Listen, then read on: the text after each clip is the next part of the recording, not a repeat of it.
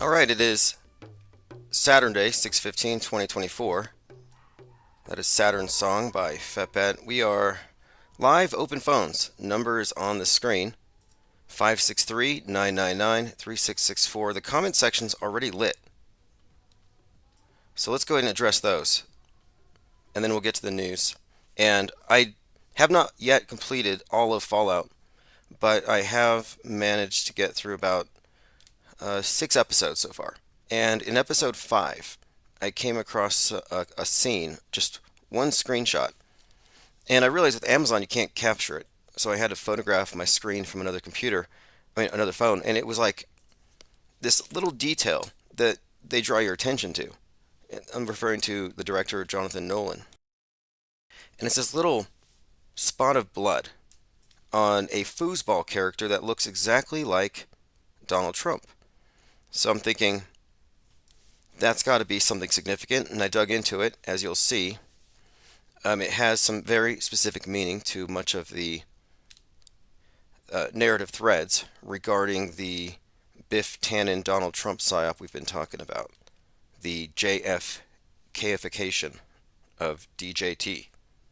So let's go ahead and go over that right away, and then we'll get into the comments.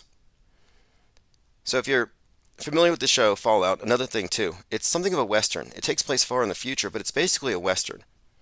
And this ties into this general theme. The same director did Westworld.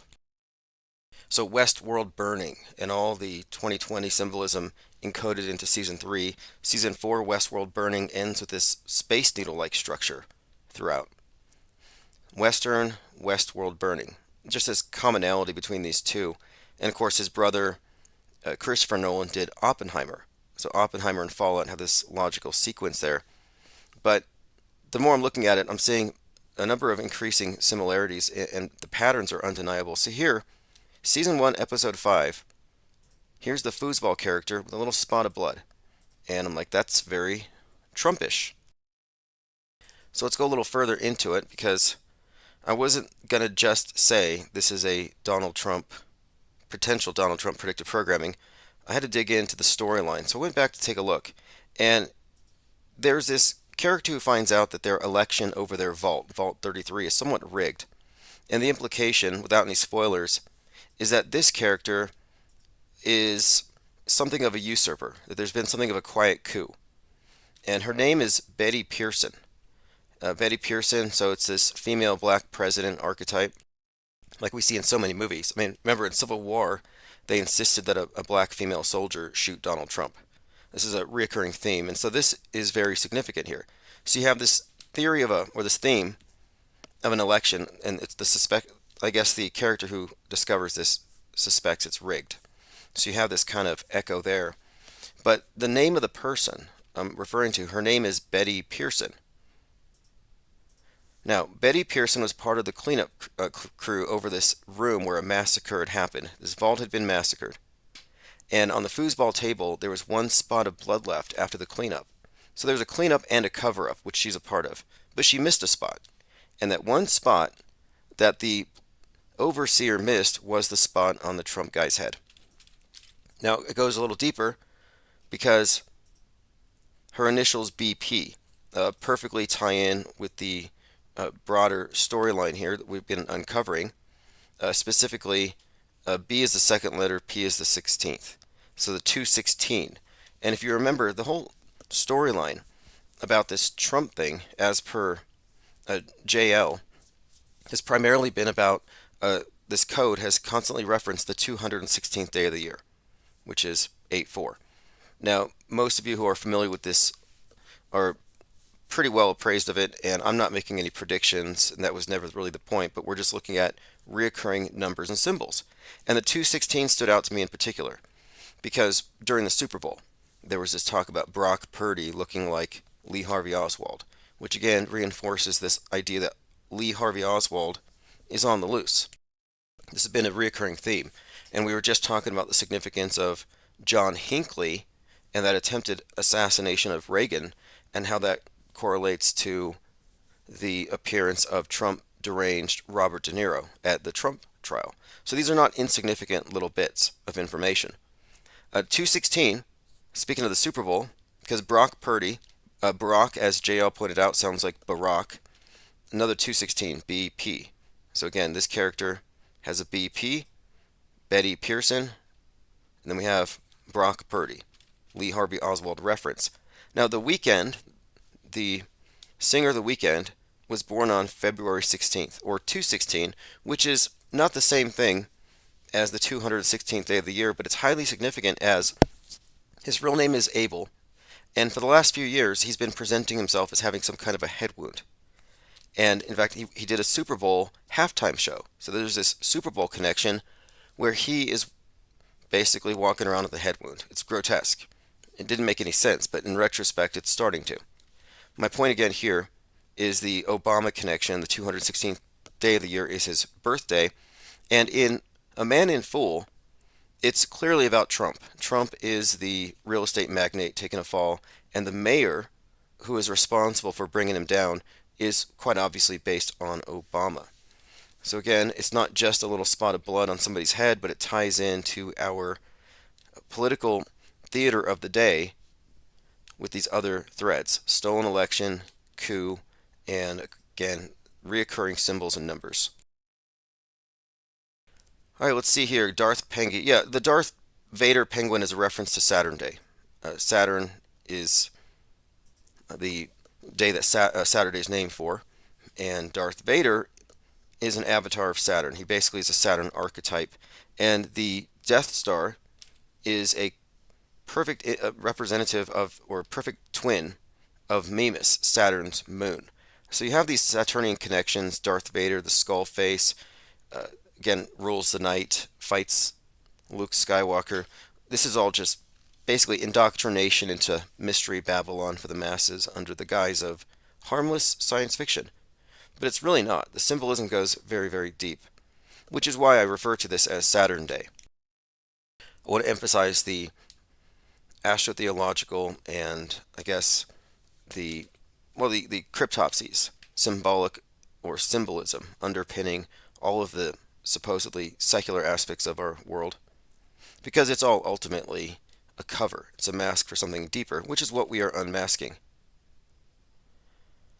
Okay, continuing. Travis Cloud said, I missed that when I watched it. You got to finish it.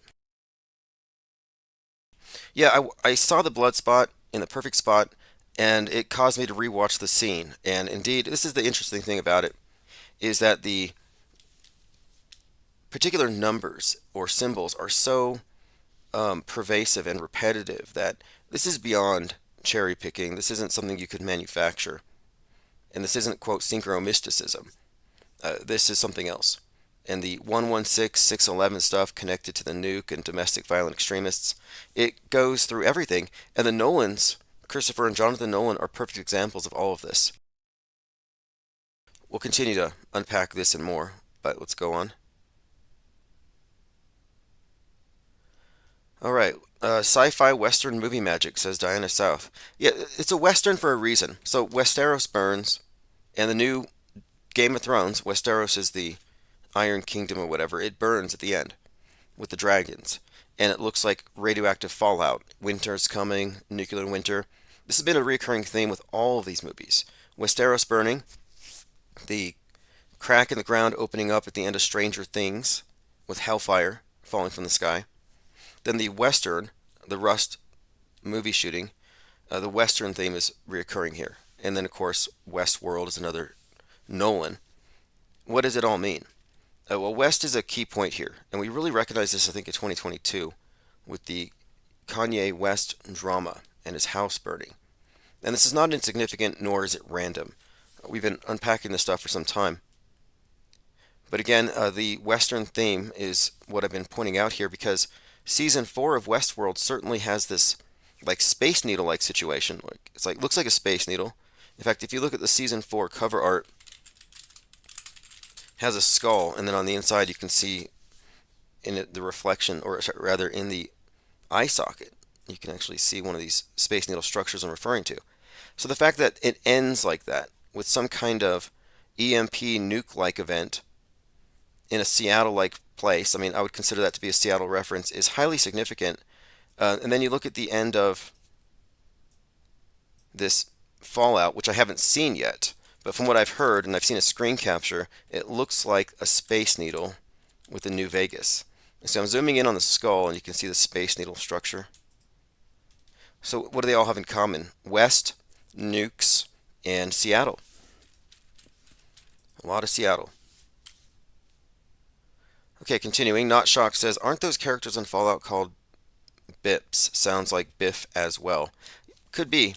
And I think that Biff is definitely reference to Hiram Abiff and the head wound, which is, if you didn't know, the central myth or central rite within the Masonic theater is the death and resurrection of Hiram Abiff, who's hit on the head. Well, in the throat and the chest. It's a triple attack: head, throat, heart. Very symbolic. And I guess my point here is that this is a sort of a Masonic Christ figure, but this is something that anybody who's studied up on it, who has been a part of it, would be able to recognize when it's in the movies, when they encode it. The JFK assassination is one of the first ones that I think was really deconstructed as actually being ultimately some sort of occult theater. And speaking of Hinckley, not him specifically, but presidential assassins and how they're always like referencing something. Hinckley was inspired by De Niro's character in Taxi Driver. That's one of the reasons why it's significant that De Niro would be at the trial ranting about Trump. And we have a mind map about this one. It's just intriguing. But you have the J.D. Salinger's book, Catcher in the Rye, in the hands of assassin Saran. So that book has been examined very closely by Joseph Atwill, and what he has pretty much discerned is that it does contain within its pages sort of an occult, if you know what you're looking at, reference to the Masonic underpinnings of our government and the power structure, and it even has a somewhat like what you would consider to be the initiation ritual encoded into some just bland conversations. It's something to be deciphered. But Atwill's contention is that Catcher in the Rye, which is in the hands of Mark Chapman, who killed Lenin, and again, Saran, is that this book, which is also the focus of the movie Conspiracy Theory with Mel Gibson, but that this book is some kind of Masonic calling card, like this assassin is one of ours, for example. All right, we are joined by Jay Diggs. Oh, the Pip-Boy is the Risk computer. Okay, I'm not too familiar with the games, but I'm watching Fallout because I know it's just a PSA. Anything you watch on Netflix or Amazon, you could just consider to be a PSA. Public service announcement, this is what's coming. P-Trip0103 says, hello world. This is where it's at. Says, I think the Homelander character from the blank TV show is supposed to be Trump. Now, I don't know why the name of the TV show is censored, but let me know which, because Trump is in A Man in Full. Trump is in Civil War. Trump is in so many different movies and books. It's rather incredible when you start digging into it. It's like the case I think you could be made here. The case could be made that Donald Trump is the most meta-scripted character on the world stage today. Elon Musk would be a close second, in my opinion, but Trump is definitely one of the most predicted and programmed characters. Like they basically downloaded Donald Trump's entire persona into our collective psyche. Why is that? This is where it's at. Says even the Homelander trial reminds me of the Trump trial coverage. Now the concurrent programming. It's like I was watching A Man in Full, and not only is it from a book that's like 20 plus years old, so it wasn't about this current incarnation of Trump. They made it that way, but it's about this person on trial losing all his assets, and I'm like, wait a minute here. When they produced this movie, did they know that it would be perfectly timed to go along with the Trump trial? And I find many examples of this, what I call concurrent programming, and it really became, I think, apparent to me when I started watching CNN all the time. Like there was a period of time where I was watching CNN, like always in the background. I was staying in a motel for a bit, and that's when I started to realize how perfectly coordinated these things are. Like if you want to examine predictive programming, what you would probably want to really look at is the political messaging. instead of falling into the trap of thinking it's all just mystical. For example, I was watching the Murdoch murders, Southern Scandal, and this is a story about Alex Murdoch, and this is about a legal dynasty in the South and his fall, his public fall from grace, this just empire falling. And so you have this story of this Murdoch character and his empire falling, and then at the exact same time, we have these headlines like Rupert Murdoch's exit from Fox. So Rupert Murdoch and his empire falling, his empire being basically compared to a criminal empire, is being advertised or being promoted and talked about at the same time that the Murdoch murders, a Netflix documentary, comes out, which goes along with the guilty verdict. So my point of it is, nothing you see on TV is there if it doesn't reinforce the worldview. It's all reinforcement. It's padding. It's preparation. Now, how many times have we said that NASA is actually a mystery religion? It's an Egyptian mystery religion. So is SpaceX. That SpaceX is literally space sex because this is a fertility cult. This is Mystery Babylon dressed up like science fiction. Rockets are obelisks, and that space travel itself isn't real, but it's just an allegory for states of higher consciousness, and outer space is just a metaphor for inner space, which they control through controlling your worldview, which is brought to you fundamentally by the space agencies. This is the game board. This is where you are.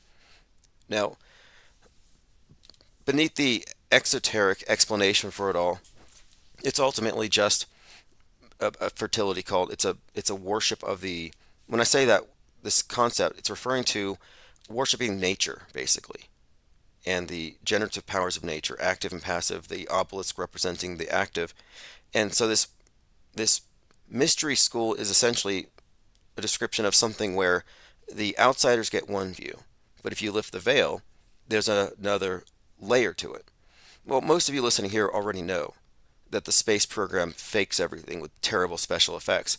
That doesn't mean there's nothing behind it, because what's behind it is highly consistent, in fact, it is identical to the paradigm of the Thelemic or the OTO, the Templars. The occult is pretty much the basis for it. So when I say the rocket is an obelisk, yeah, the rocket is a rocket only if you believe what you see on TV. There's some special effects there, sure, however they do it. But the fact of it is, it's all symbolic. That's why you got 33 engines on the Starship or the Falcon. Why 33? Why is it Mach 33 to exit the material realm, to exit the Earth? This is all just allegory. Now, I bring this up because NASA's Perseverance rover, quote, accidentally draws a gigantic penis on Mars. Look, this is from Gizmodo.com. NASA's four-wheeled robot has been roaming the red planet for 3 years, and it found a way to connect with us from 140 million miles away. The Perseverance rover traced a route, and yeah, that's apparently what it looks like. Sort of like the Apollo 11 flight path. You've probably seen that already if you're a follower of this channel. Like you can't really hide once you've seen it. You can't really, once you've seen through it, once you know what it's really about, it's just in your face. There's a reason why Jeff Bezos' rockets were being laughed at for their resemblance to Dr. Evil's rocket and its resemblance. I mean, this is all just in your face. So my point being, the rover is not on Mars because Mars isn't even a landable object. That's all fake as far as we know. If you know different, let me know. But there's a connection between Hollywood and space fakery. The director of Donnie Darko's father worked on this Mars mission. He did the Viking special effects.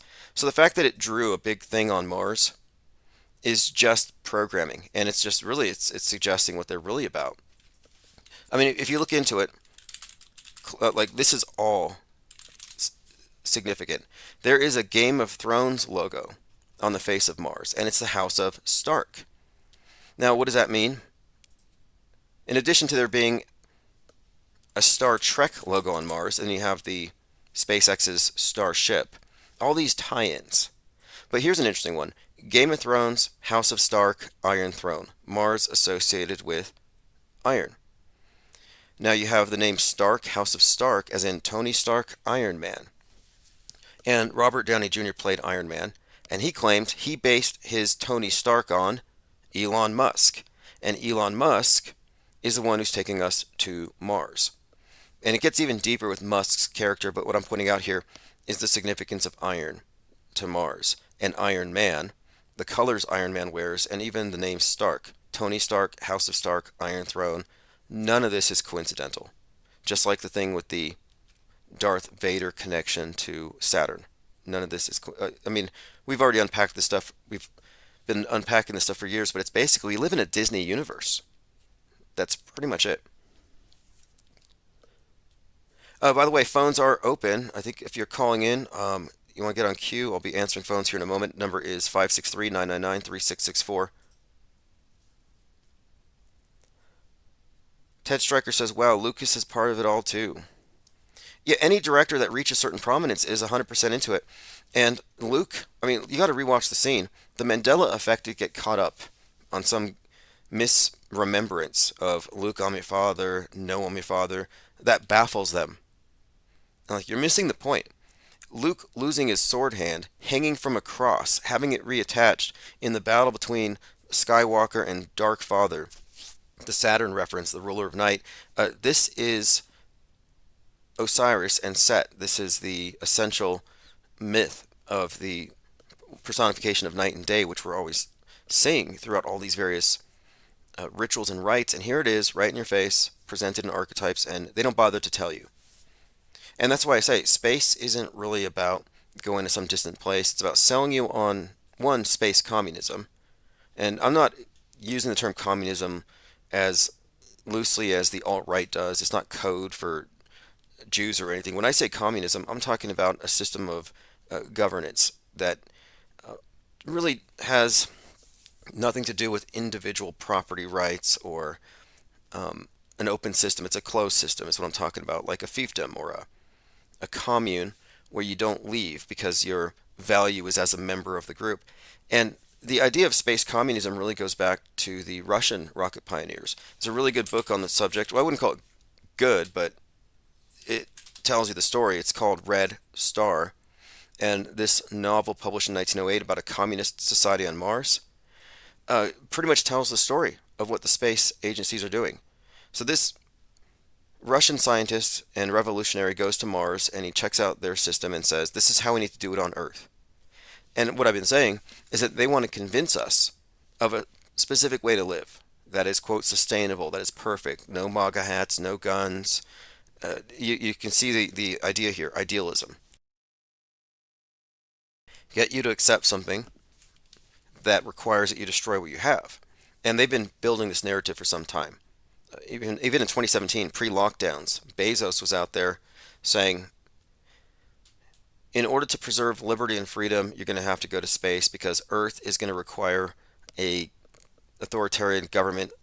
Basically, what he said was a civilization of stasis, if it's to survive the blight of man. Because we are, of course, carbon super spreaders. Anyway, we talked about the thing on Mars and what it really means. Of course, the public will think it's literally a rover on Mars, which is ridiculous. NASA calls off spacewalk at the ISS. So again, we've been talking about this disaster of a mission since we saw the name Boeing, and I think we've been vindicated in predicting that it would be an unmitigated disaster. And they even had a fake disaster that they had to tell us was fake because they said, oh, it was only a drill that got accidentally broadcast. So there have been some real disasters, some fake disasters. I think one of them has some kind of space bug, some viruses going around in the ISS, something that's mutated, which makes me think they shouldn't be allowed to come back down. Like, to be quite honest, we ought to shoot the thing down or just quarantine it or just let it go. Like cutting the string on a balloon. Jettison the whole thing, because who knows what they're going to bring down. It reminds me of that movie Sputnik from 2020 about these aliens that come down in the form of a virus. NASA calls off spacewalk due to spacesuit discomfort. Again, real spacewalks are done underwater. Not every single shot from space is underwater. Nobody makes that argument. It's one of these straw men that I hear. But spacewalks are done underwater, and you can prove it by looking at the lighting and the diffusion. It's underwater lighting. Catching up on your comments. All right, let's see here. Trump and Homelander. Okay, so I'm not familiar with that. So if you want to send me a link. And yes, Roxy W, the Fallout game is the basis for this TV show. And video games have a lot to do with the programming. I mean, as much, if not more, than the movies, because they're far more immersive. You may watch a movie once, twice, three times, but the video game, you put hours into it. You live in this simulated environment. You're a passive receptacle to propaganda and programming. Modern Warfare 3, 10.6, 2023 put hundreds of millions of people into a simulated war zone the evening before the 10/7 attack with the paragliders in Gaza, Israel, and the rubber dead kids. So we're seeing how they use video games and the releasing of these things, whether it's a movie or a video game, the timing of the release is something to also consider, and it is generally highly significant. That's why they released that terrible movie Pearl Harbor right before 9/11. So they could say, "This is your 9/11, kids." Oh, no, no, this is your Pearl Harbor, excuse me. This 9/11 is the Pearl Harbor of this generation. So will the next 9/11 be a 9/11 of this generation, or will it be a Pearl Harbor for this generation? Does every generation get a Pearl Harbor, or do we name their big thing after the last big thing? Do you understand what I'm saying? Like, if 9/11 was my Pearl Harbor, then the next 9/11 is going to be their Pearl Harbor. No, they're going to have to move it up. It'll be their 9/11. I guess it always advances. But these things are all just, I guess you could call it generational psyops. And it has to do with news bending. I don't contend that they write and bend every single news story. Everything is not scripted. Nobody makes that claim. However, mass media from all sides, from all platforms, exists within the same fictional universe. And one of the ways they maintain the structure of it is the big stories that I consider to be contemporary myths, but we're meant to be terrorized or transformed by these big events. These are the things that even the people who aren't actively involved in psychological warfare operations are bouncing their stories off of. It keeps them in the same fictional universe. Wee says, "Do you think the nuke reference is an analogy for the global elite's attempt to bring down the U.S.?" Oh, well, I would point out that I don't believe there are global elites in the sense that there's like America and various nationalist interests who want to compete against a global Borg, because we already have a monolithic government. There aren't governments. There's not Russia, China versus America, but there's the singular entity, the pervasive monolithic mind control apparatus that we're all plugged into. Everything else is just theater. I mean, sorry to say, if it's a letdown for some people to find out how fake things are, but it's all theater of the mind. If it wasn't, explain the space station. Explain the collaboration in the biggest and most successful psyop of all time. Continuing. Thank you for the link. This is where it's at. I will check out Homelander and the Donald Trump references. In fact, let's take a glance at that right now. Just want to show you how. Oh, look, this is perfect. Thank you. June 13th. The Boys, Season 4 has completed Homelander's transformation into Donald Trump. It's probably not a coincidence that while we're once more in an election year, The Boys Season 4 has chosen to make a presidential campaign a cornerstone of the storyline. Now, I'm not going to read into this right now. I'll check it out later. I've bookmarked it, but I did hear an excerpt from this show, and it sounds like they're just mocking QAnon and MAGA, which is a whole other topic, but I think it's safe to say that the whole Q thing is a manufactured movement. Totally fake, totally based off of it's like a Frankenstein. They just dug up a bunch of dead conspiracy theories and sewed them together and injected it with life. And it's just set it loose. Big zombie. And I'm not one of them. I'm not a truther. I don't drink the Kool-Aid. I left Alex Jonestown a long time ago. And I think he's still on the air, by the way. I don't think they managed to shut him down. I think they were trying to liquidate his assets. I think he's selling his guns to pay the Sandy hookers. Tominoid says gaslighting from Tom Hanks. Yeah, that show has references to Tom Hanks, and they even mentioned 311, as in 311, and they mention it being a code for. Well, let me go ahead and play that clip. Someone had actually uploaded it to the YouTube to the Gilded. If you're not in our Gilded, I highly recommend it because you will be up to speed. You'll be at the cutting fringe of media deconstruction and you won't miss anything. And it looks like we have some graphics here. Awesome. Thanks, Violet. I will go ahead and put those into rotation. I've been away from my desk. Okay, I think I found it. Yes, thank you, Jay Diggs. This is the link. I have been working on the legal stuff. Someone had messaged me earlier. They said, you should be more focused on your lawsuit than on Chinese space lasers, which I understand, priorities. But I am focused like a Chinese space laser on the lawsuit and everything else. All right, let's play this. This is from The Boys. This is a clip where you can tell this is 100% based on Q lore. Author, filmmaker, political activist, commentator, and a leading voice of the alt-suit movement on YouTube, Firecracker. Okay, this is from a show called Boys. I'm not going to play a lot, but it says Starlight and the Hollywood Pedo Cabal. So we're going to hear a little QAnon rant here. I'm just going to let it play. I will prove that Starlight works with Oprah and Tom Hanks to set up a satanic home delivery service. An order of a hot dog gets you a boy, a taco, a girl, a combo gets you a child they forced to have trans surgery, and a soda gets you a shot of adrenochrome. There you go. Let's see. Now, this is kind of reminiscent of this movie Red State. Nothing new here. One of the things that I kind of came to realize of the whole Q thing is that there's nothing novel about it.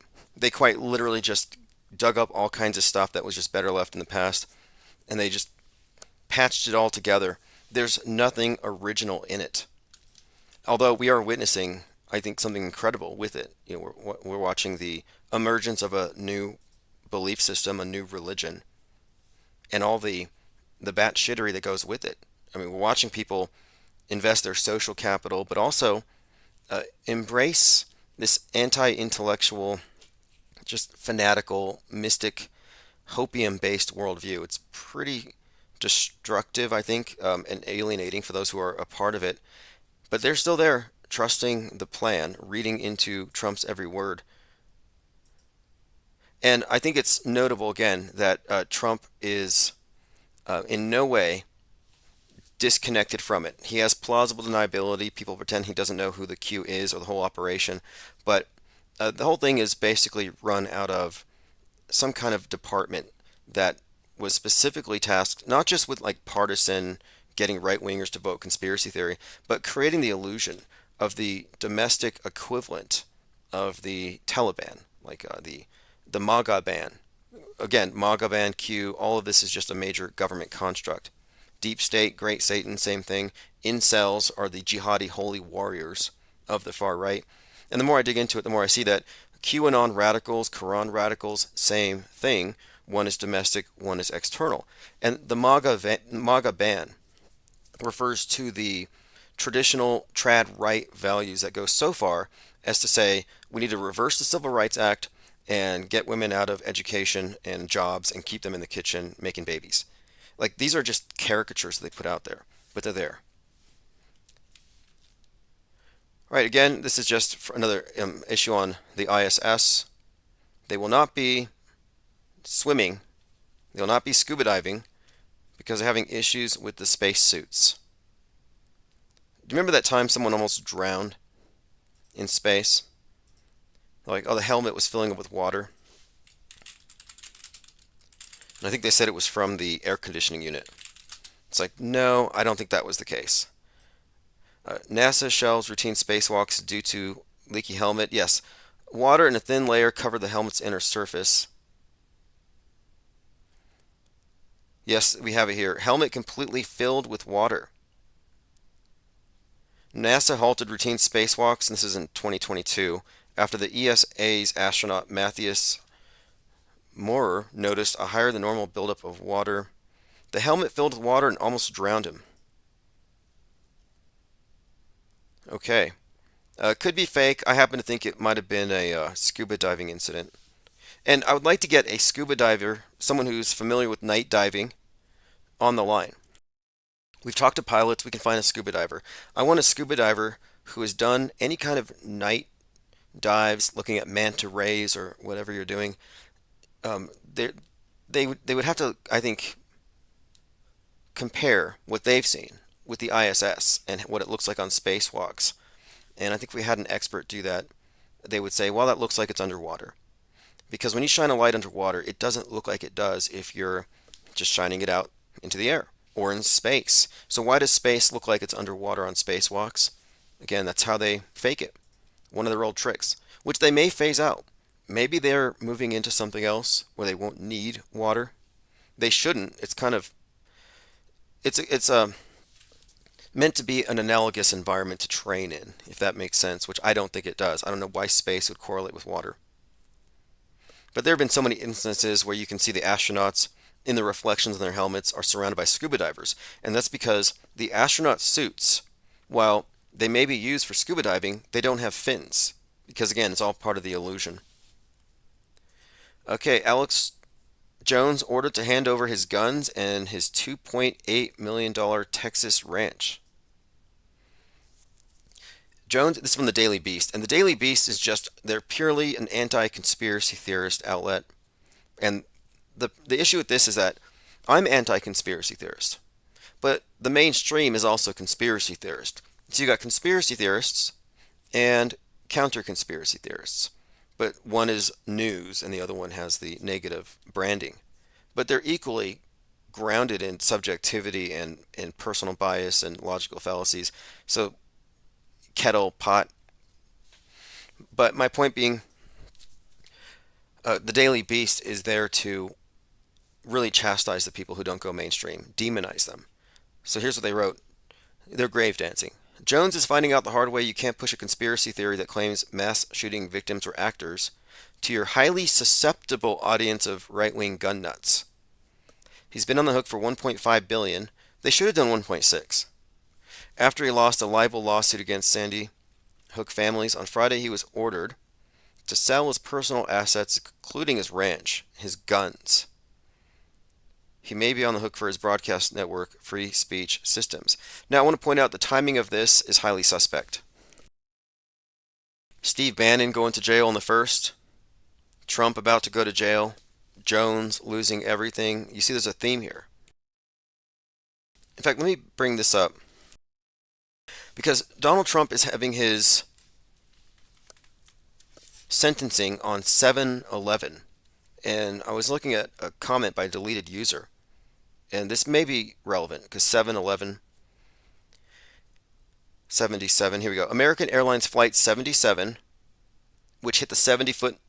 See, this is the flight that hit the Pentagon. The Pentagon is 77 feet high. So Flight 77, and I researched this. I double-checked what deleted user wrote. American Airlines Flight 77 was in the air for 77 minutes before it hit the 77-foot Pentagon, which sits near the 77th meridian. There's a few other connections here.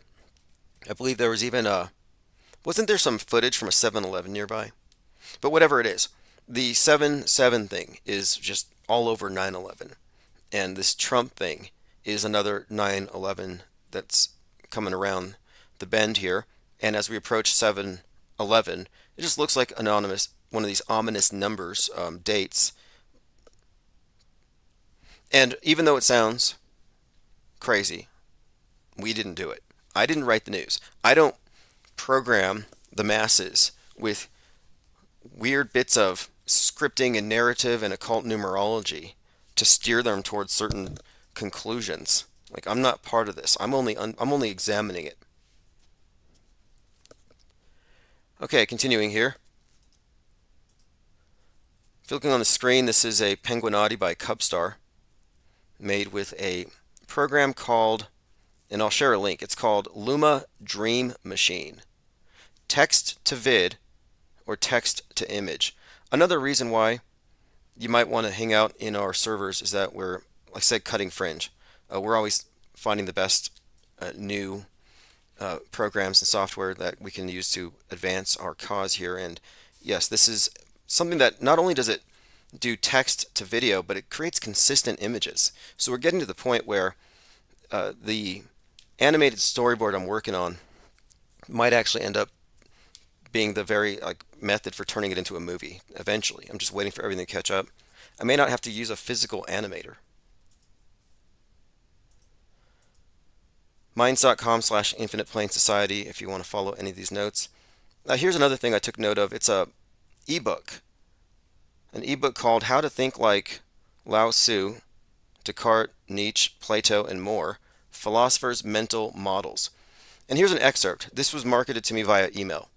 And this email contains some excerpts from a book about these various mental models of philosophers. And one of the ones I focused on here, it talks about something called via negativa, subtractive. And let me read this excerpt and then you'll see what I'm getting at, because we talk about the mainstream news as this pervasive influence, the global government, global mind control, hive mind. And that is everyone's basic assumed reality. This is a filter. This is a window to the world. We look through this and we all kind of exist on the same sheet. And the conspiracy theorists don't accept that. They add on to it. Like, oh no, this isn't true, there's more to the story. So they add on to the basic assumptions. So you have MSM, mainstream media, and MSM plus. Two different ways of looking at things, but one is just a subset of the other. They're both in the same box. MSM, MSM plus. In other words, the truthers, the conspiracy theorists, actually assume the essential reality. They don't subtract before they add. And this to me is a philosophical error. And I call auto-hoaxing MSM minus, meaning we don't add on until we can determine that what they portrayed as the basic frame of reference, the basic stage is actually real, that it exists in actuality. If we can't prove the existence of what they're televising, we're not going to add on to it. And that's where Trutherville is. Trutherville is beyond Normieville, and it's not the dream world of Normieville, but it's a nightmare version of it. They didn't subtract anything. Now, here's where the philosopher's mental models corresponds via negativa. So it says, so to better grasp the nature of something we don't know well and cannot calculate with any precision, we look at what we do know well and can calculate clearly and then work backward. To understand the nature of Brahman, i.e. the ultimate reality of the universe, we meditate on what Brahman isn't. In a way, the entire scientific method proceeds via this negative route. In experiments, we do not seek to prove a hypothesis, only to disprove one. We never arrive at truth so much as chip away at things we know for sure are false. So when it comes to the model of the world, I'm not supplying something to replace what I no longer believe, whether it's a fake event or even NASA's cosmography they've given us. Just because I don't believe in certain aspects doesn't mean I know what's behind it. So again, we never arrive at truth in this way necessarily, but we chip away at what we know isn't true. So instead of having false explanations, which kill curiosity, we are comfortable, or rather, we're recognizing the need for agnosticism, and we're carrying a bunch of questions around. So it goes on to say, we could think about what needs to be removed. This is a subtractive process, and the essence of a mental model called via negativa, or the negative way. So auto-hoaxing is the negative way. He says, in other words, through continually asking this question, you might be surprised that the conclusion will simply seem to present itself in the end. The approach is ancient and a version is found. Anyway, it goes on the basis of this. It's not new. Skepticism is not new. However, it's been compromised because everything has assumed the essential reality of MSM. So I'm just suggesting here that the auto hoaxing, the media skepticism at this level constitutes a negative route, the subtractive. And if you're not subtracting, again, you're a media advocate. You're actually part of the problem. All right, moving on. Catching up on your comments.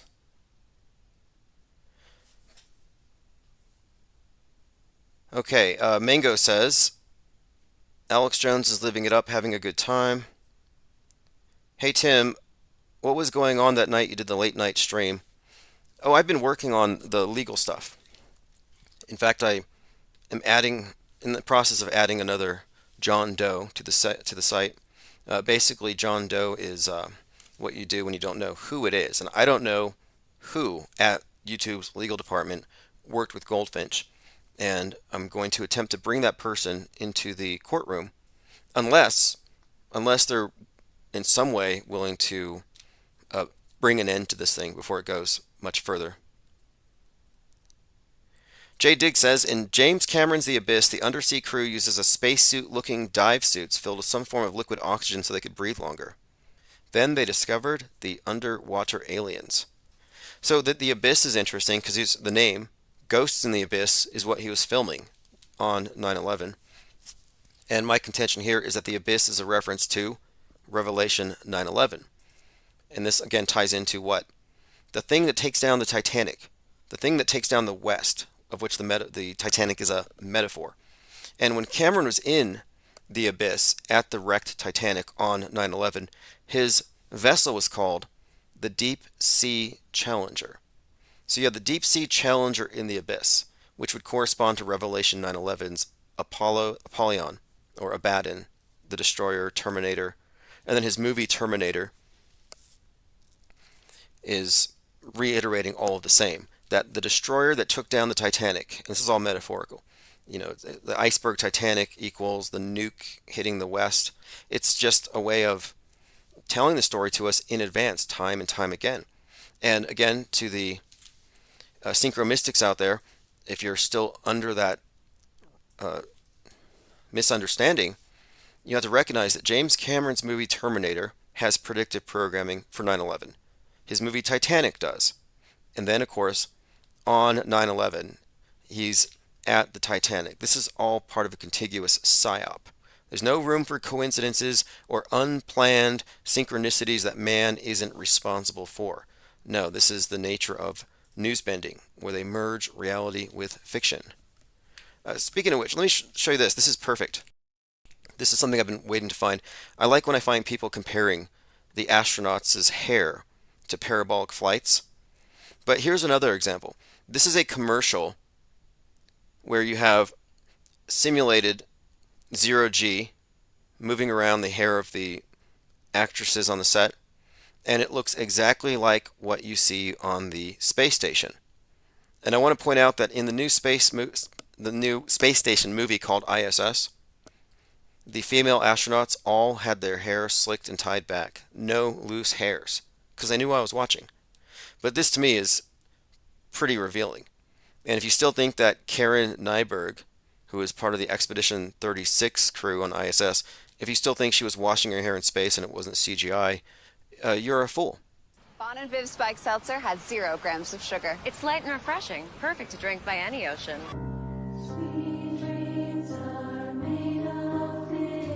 So again, you're looking at astronauts' hair in zero-G being simulated with the same special effects as this hair commercial, hair product commercial. Same special effects. If you can't see through this, you're visually illiterate.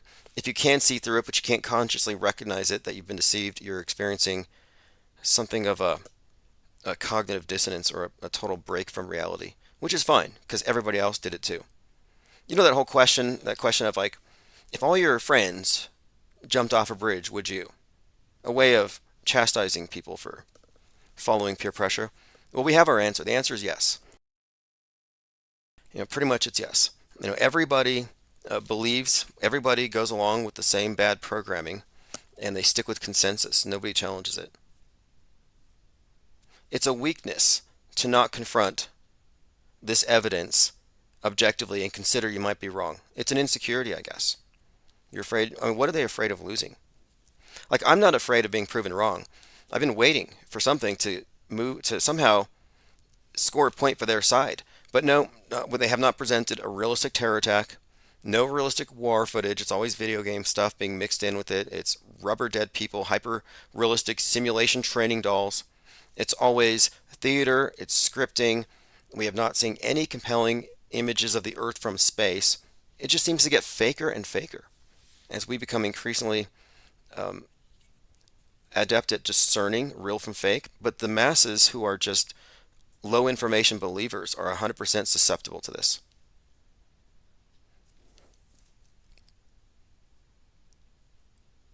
Tomanoid says, James Cameron, please call in. Okay, another thing. James Cameron was at the site of the Rodney King beating, filming Terminator, which has a lot of significance, but more interesting to me is just the idea that we can correlate various psychological operations with the actual directors behind them.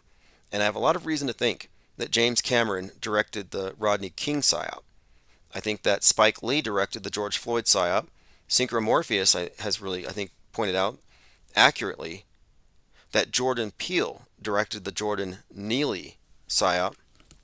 I would even credit James Cameron with the Cop City psyop, where the environmentalist was shot in the palms of his hands, stigmata, martyred. Okay, this is where it's asked, is aliens could be living among us according to a study by Harvard. Yeah, the alien stuff's getting out of control. Like, people have, this is why they want to get rid of the flat earth topic, because flat earthers don't take this stuff seriously, but normies do. They get a pass. And that's because aliens are the updated version of angels for those who believe in the world state church's mythology. When I say world state church, I mean the mass media, which is in fact the universal religion. That's what it is. It's shaping a worldview that, yes, it is a religion. Water Walking says they admit JFK assassination was a hoax in the JFK movie. Oh, was that the Oliver Stone movie? I'll have to watch it. Lieber 77 was written the same year the Pentagon construction, September 11th, 1941, says Tomanoid.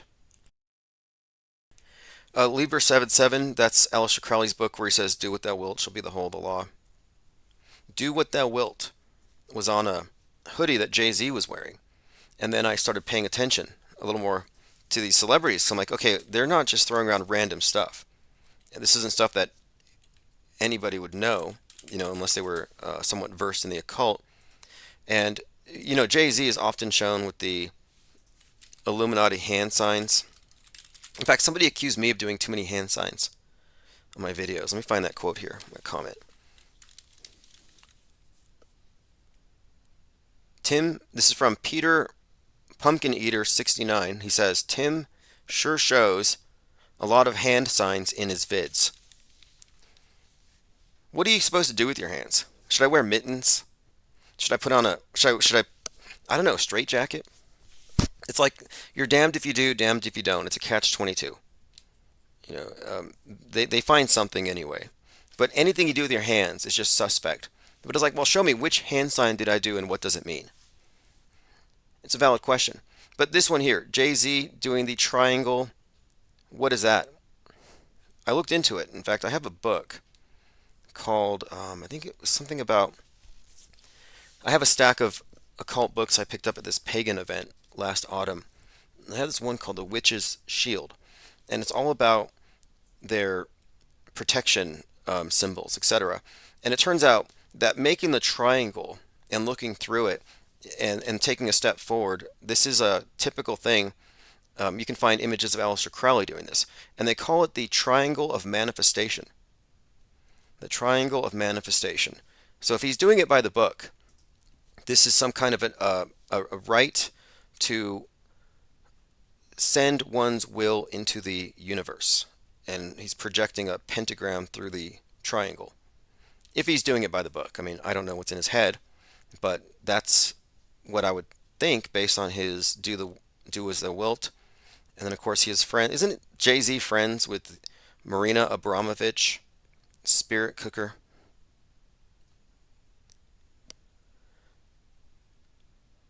All right.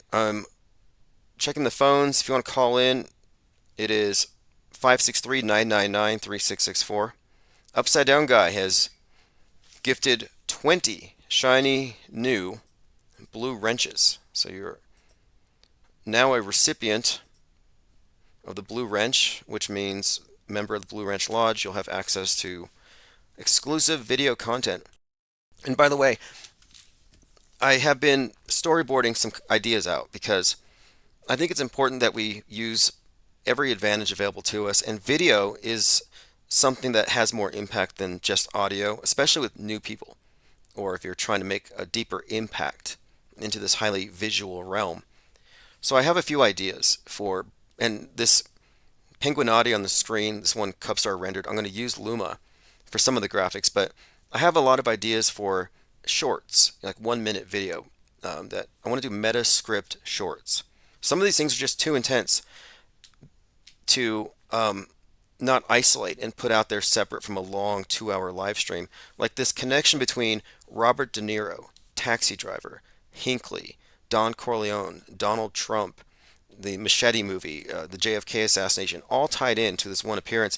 This can be explained in 1 minute succinctly, and it can reach a lot of people. And these are undeniable bullet points. This is not cherry picking, but we're actually looking at plot points. We're looking at the metascript, and I think it would be really great to take metascript shorts and do a series. So if you have anything in particular, any facet, like the Darth Vader, Luke Skywalker thing is a very typical thing we mention here and there, but there are many more examples. Bits of predictive programming in movies, the connection between Westerns, the West, the Nolans, and all of their movies ending with the nuking of Seattle or something that looks like Seattle. These are all things that I think should be cataloged. All right, Michelle Kastner, Let's Go, Sync Lloyd, Grills Trillions, Vanden, Roxy W, K Swan, Joe Mama, Frank Zen, Art Bell, Jesus Cow, Snoopy, Cleodessa, Gray Bush, Michael Jones, Leo Frigg, Neat, Chiops, Dynamo Hum, and Nothing Major have all received blue wrenches. Thank you, Upside Down Guy. Your membership maintains the consistency of our live chats and live streams, and my presence in the server, and my focus on the work. And a lot of the work is watching TV. I am watching a lot of Netflix and Amazon, but it's research, and I multitask. I'm not totally engrossed. In fact, I'm somewhat detached because I'm observing it as an anthropologist. I'm like an alien anthropologist, and we're just looking around like, okay, well, who are their gods? What do they believe? They have this strange cargo cult where they worship at this giant phallic object. Infinite Plane Radio. Hey, caller. Hey, dude, this is Jurassic. What's going on, man? Oh, awesome. Hey, what's up, Jurassic? Just going through my notes of the week, and I think you might have heard me talking about Fallout with the little Trump figurine with the head wound. I think I was pointing that out earlier, but anyway, anything in particular? I'll put that on the screen for any who haven't seen it yet. Oh, did we lose him? You know what? Can I just say something? Your volume is weird now. For some reason, I don't hear you as well. But I don't know what you were talking about. I just got into the chat right now. Oh, I'll see if I can fix my volume. Well, I was watching Fallout, which is a Nolan, Christopher Nolan, Jonathan Nolan, brother of Christopher Nolan, who did the Batman movies. And in this one, it has this foosball table, and there's a Donald Trump looking figurine. And they just cleaned up a massacre. And the one drop of blood they didn't clean is the drop of blood on the little Trump guy's forehead, or on the right side of his temple, actually, right where the 45 is on his hat. And this again is wow. That, yeah. And the person responsible for the massacre and the cleanup, her initials are BP 216. Yeah, the 216. That's incredible. Hold on one second. I'm gonna turn this air conditioning off. Hold on. Yeah. So you know, did you see all that predictive programming that was happening around June 11th? Why don't you mention some of it? Because one of the ones you mentioned caught my ear. The NBA guy named West, Jay West, and I'm like, wait, there's another West reference, and all of these 6/11 nuke stuff ties into the death of the West. Exactly. That's why Kanye West is involved in all this nonsense with Trump and the fact that he's married to an Armenian. I mean, he was, and I'm Armenian, and that's another connection. But Kanye West was born the same year Elvis had died, and the same year Seattle Slew on the Triple Crown, and that's another reason why they use Kanye West in all their ridiculous, stories. But so yeah, Jerry West dies around June 11th. I can't remember exactly when, but Jerry West died, the basketball. But see, he was an older dude, but then again, he was in pretty good shape, so that's why it is unexpected that he died. But the fact that he died around June 11th is a big deal, okay? Because we're always talking about the West, something happening in the Northwest, Yes, and yes. The Northwest in particular. His daughter is North, right? Washington. He named his daughter North, so you get this Northwest connection when he's North, burning his house as his family burns. His family falls apart, and he blamed Hollywood and porn. yeah. And so, if you think about it, what is bringing down the West? Idolatry, Hollywood, porn. I'm not saying that's my opinion, but that's what the narrative here is, that corruption of values, destruction of the family, West's house burning. It was all very symbolic. And really quick here, speaking of Seattle and the West, the 1977 birth year of Ye is the reason why there's this conspiracy that David Bowie's song Starman, about this space savior, that the Starman would have been born in 77. And so it correlates to Kanye West. But also, in The Man Who Fell to Earth, which is about the same character, the new version of it has an actor who was born in 1977. And he kind of looks, I mean, it looks like a fill in for Ye. Like they're trying to represent the same person. And then what's more, he goes to Seattle because his world has been destroyed. And this is all just, again, reaffirming or kind of reiterating the same theme: Seattle, the Yeah, West. everything to do with David Bowie is connected to Elvis. Absolutely, every single thing he does, that dude. Even down to the lightning bolt, that he would put over his eye, whatever the hell he was doing. Um, uh, and everything, his last album and everything is connected to all of this because David Bowie's born on Elvis's birthday. Yep. But here's the thing about the predictive programming. So you had the Jerry West guy, then you had nukes. I mean, nuke submarines right off of the coast of Florida. Around June 11th. I mean, what's the chance? They're talking about nuclear submarines and exercises right off the coast of Florida around June 11th. You know? That's what's crazy about this. And I remember saying this a few days before. I'm like, whatever happens, we know that 6/11 is going to have some kind of narrative buildup, something that builds on the theme of the nuking of Seattle. And Russia has always been a part of this picture. However it actually plays out. So the fact that they're headlining the news on 6/11, and Florida obviously has significance here. Yeah, I saw that and I'm like thinking, okay, you're right on target here. There is this story that's unfolding. The fact that it didn't happen this year is immaterial.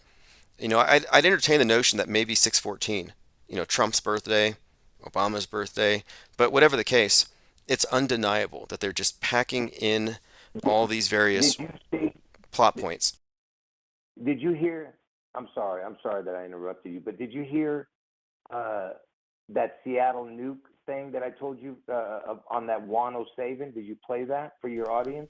I had somebody call in who listens to that guy, and that apparently, yeah, he in fact claims that there was going to be a nuclear detonation in Seattle, and that the White Hats stopped it. So you didn't hear it? You didn't hear it? I have the podcast. I haven't listened to all of it, but I have it listed here. Did you actually hear him say it? I can play it for you right now. I can play for you right now. Yeah, please do. Please play it for us. All right, watch. So this is. Let me. I'm playing it on my.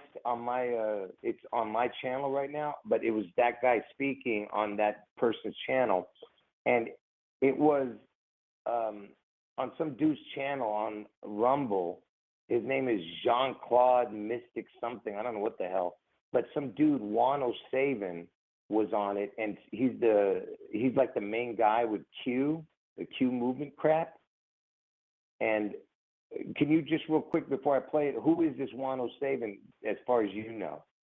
Okay, Juan O'Savin, which is the number 107, and it references John O. Saving, because they believe he led people to believe that he was John F. Kennedy Jr. But the point of it is, this guy is a top QAnon influencer, and many believe he is like pretty much an insider to the white hats and this deep state war. So yeah, he's actually, everybody in Q knows who he is. Everybody who's drinking the Kool-Aid. Yeah, so he was on this show, and I'm gonna play it. So this is him speaking to the other guy. This is Juan O'Savin, and after we play it, let me. I'll tell you what else is important about that interview. Watch. So he's talking about Hillary Clinton supposedly was supposed to win, which is nonsense because we know it's all scripted. But listen. Hold on. Many of their operations by now. You'd have had a nuke event in Seattle. Wait. Let me play it back a little bit. Here he goes. It screwed with all of their operations. She was going to win. It was a done deal. They couldn't believe it when she didn't win because they didn't get that fraud through. Put up many of their operations by now. You'd have had a nuke event in Seattle. You'd have had a biological followed by a radiological down on Wilshire Boulevard in California. What is this guy even talking about? Like, how does he come up with Seattle being nuked? Like, why would he even mention that? And this was on June 11th. He said this on that show. June 11th it was. So I don't know who this dude is, but for him to mention that on June 11th is crazy. It is crazy however you look at it. One take on it would be this, that this whole Q movement is just stealing from the quote grassroots, getting any content and then platforming it so that they can claim it, like co-opting. Like this could be a co-opt attempt, or it could just be misinformation. So that maybe you're completely right about stuff, and when things go down, they don't want you to get millions of people listening to you. So what they do is they have some actor, some agent ready to take and co-opt your memes. And this could be that, because these individuals have huge audiences and big budgets, and he would never call you. So how did he arrive at this? I'm thinking, again, spying, content theft, disinformation. I don't think he has any way of providing any kind of method by which he determined that this would be the date that would happen. Like, it doesn't make sense. It's out of the blue. Yeah, it's ridiculous. And did you see the what happened on June 14th also with Dr. Oz? No, please explain what happened to Dr. Oz on June 14th. Well, well, let me tell you, Dr. Oz, like 3 years ago, actually, to be exact, 3 years, 3 months, 14 days ago, he saved somebody at an airport who had stopped breathing, and he brought him back to life, right? And I talked about it back then, connecting it to Trump's head wound and him being brought back to life because Trump's going to get his head wound on August 4th. Again, to your troll viewers, I keep telling you guys, I just don't know which year, but I know for sure it's going to happen. It didn't happen this year, so it's going to happen next year. But if Trump doesn't get his head wound this year, then it happens next year, just like the Washington State event on June 11th next year. But anyway, I don't care about your stupid troll viewers. But they can say whatever they want because they're going to eat their words in the near future. And but anyway, so on June 14th, Oz was in the news again, this Dr. Oz. And I'll tell you why he's connected to all this in a moment. So, uh, Dr. Oz, supposedly somebody collapsed on an airplane again, and he was going in and out of consciousness, and Dr. Oz helped him. So I guess they couldn't do back to back him saving people from the dead again, like they did with the other one from 3 years ago. So this one was 3 years, 3 months ago. This was just this year on 6/14. I mean, just whatever yesterday, whatever the hell it was. Okay, I see what The you're saying. So you have 3/3/2021, Dr. Oz aids police in resuscitating man at Newark Airport.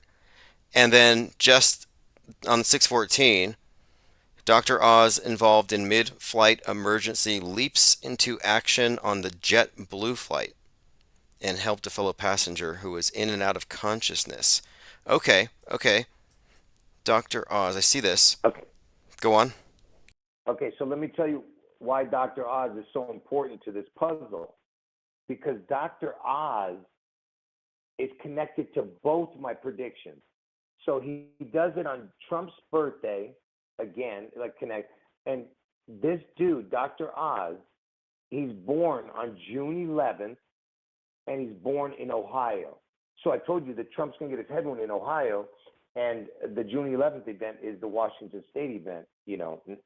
So you have both connections connecting to this Oz. And of course, Elvis is the Wizard of Oz and Trump is the Wiz. You understand? He's like the mini Wiz.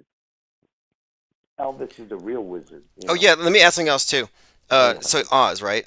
Well, the Wizard of Oz, Oz is a reference. You could tie this to Seattle because Seattle's the Emerald City.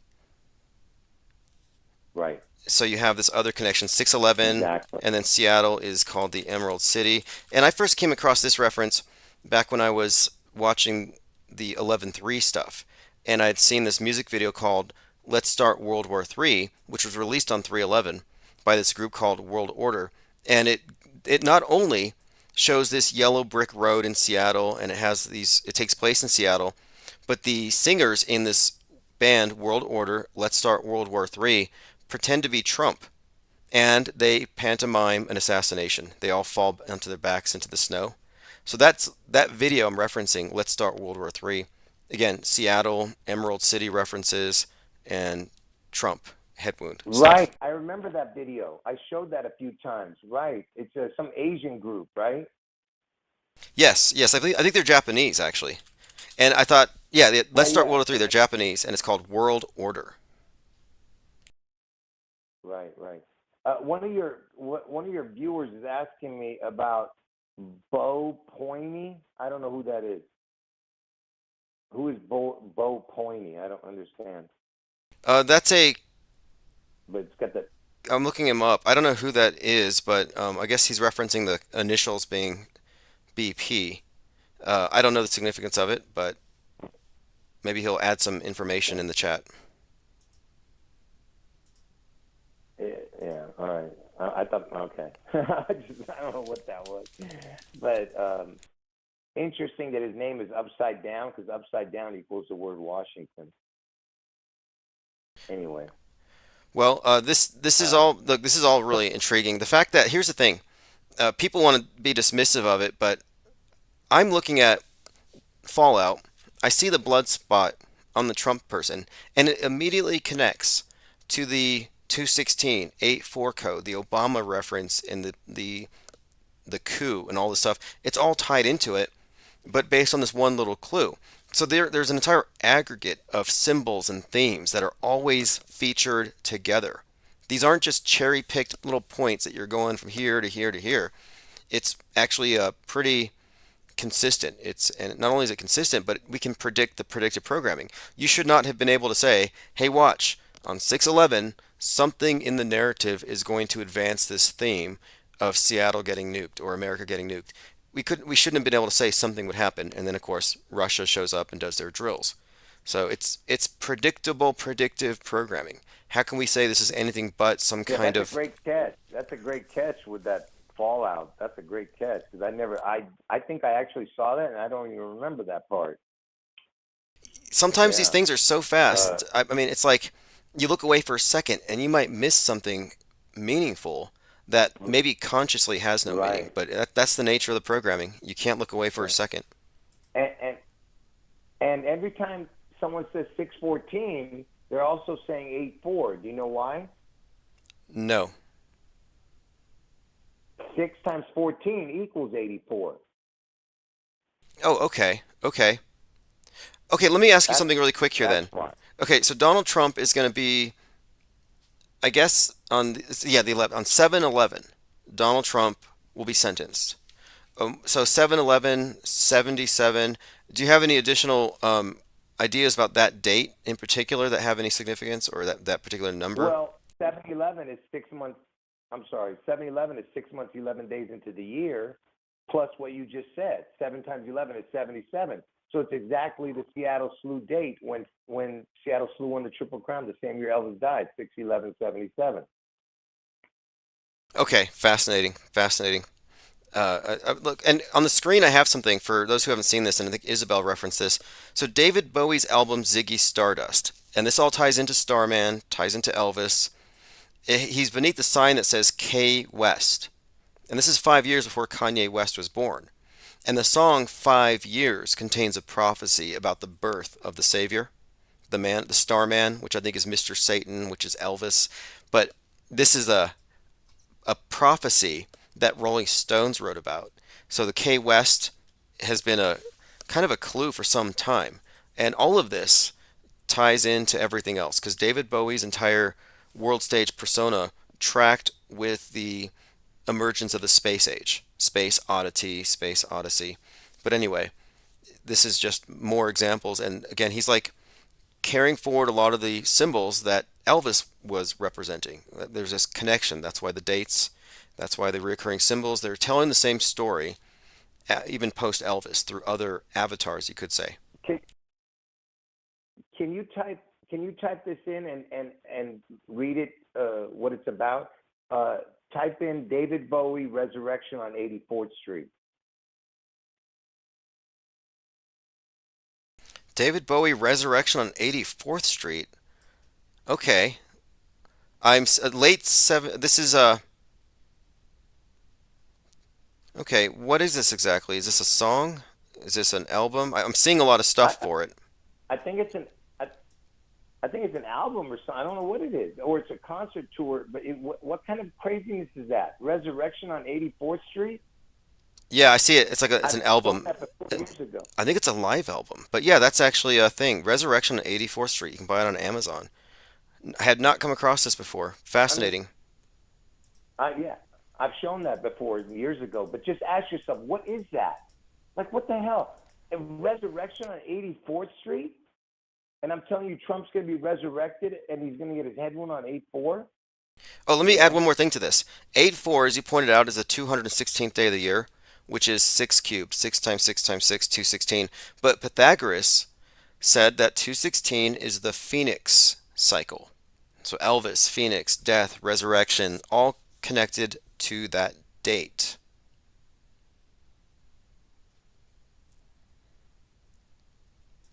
Yeah. It's just, man. Look, again. Let me just tell you something. The reason that I can um, call, like somebody else would be embarrassed and humiliated when their predictions don't come in. But you know why I'm never humiliated or embarrassed is because I know that this is going to happen. The only thing God did not reveal to me was the year. And the reason that he didn't do that is because I needed to calculate the number of the beast. And that's what I've done. And the only thing that, like I said, it's going to happen. Okay. The only question was which year. And that's why no troll, nobody can stop me from doing what my destiny is. And I'm glad that I'm not saying that you have complete faith in this, but I'm just going to tell you something. The fact that you have eyes to see and ears to hear when it comes to this particular equation, it shows that you understand. You know what I mean? What I don't understand is how other people don't see it. I think a lot of people do, and you just don't hear from them. And I appreciate you being accountable and not just ignoring or dismissing or whatever. I mean, it just seems like nobody's accountable for what they say, and you're not even making flippant prophecies. You're actually doing what we do, analyzing the day-to-day news, and we're seeing this stuff. But I guess my point of it is, there's so many anons out there who make these wild claims. They never back them up. They never, like that 107 character, very shady. You're at least a real person, and you can call in. I could never get like Donnie Darkened, who's got millions of followers, and he's always talking about Trump, the Antichrist. He's been on Tim Pool, but he's anonymous. I don't trust anonymous people. I don't trust Yeah, unaccountable and I people. don't change my dates, Right. and I don't change the dates, and I don't change the places, and I don't change the people involved. You get what I'm saying? Not like those other people who make predictions. They change their dates, their places, their people. Every day is a different antichrist. These people, you know. And they shamelessly steal your dates, but they don't have a basis for why they arrived at that.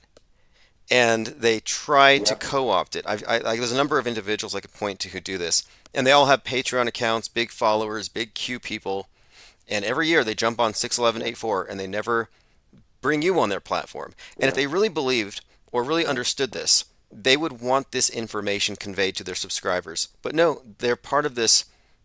I think it's a controlled opposition disinformation campaign to really just Yeah. co-opt grassroots media. Anyway, bro, I really appreciate you taking your time to listen, and like I said, I don't worry about what the trolls say, like you said, and I actually worry for them. I worry for these people's soul because they have no idea what they're doing to themselves by because every time one of these trolls make fun of me or troll me, it's only to their detriment because they're going to eat their words because they don't understand that God's going to cut their tongue out and for the things they're saying. But you'll see, Yeah. they'll have to figure it out themselves. Hopefully they repent. Anyway, man, if you have any more, you have any questions for me? I can, are you?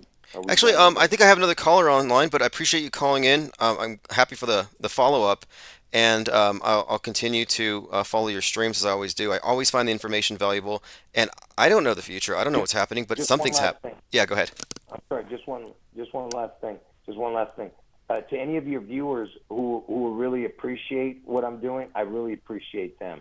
I just want them to know that because I know there's a few of them in the chat that were appreciating this. So God bless them, and I appreciate them. Okay.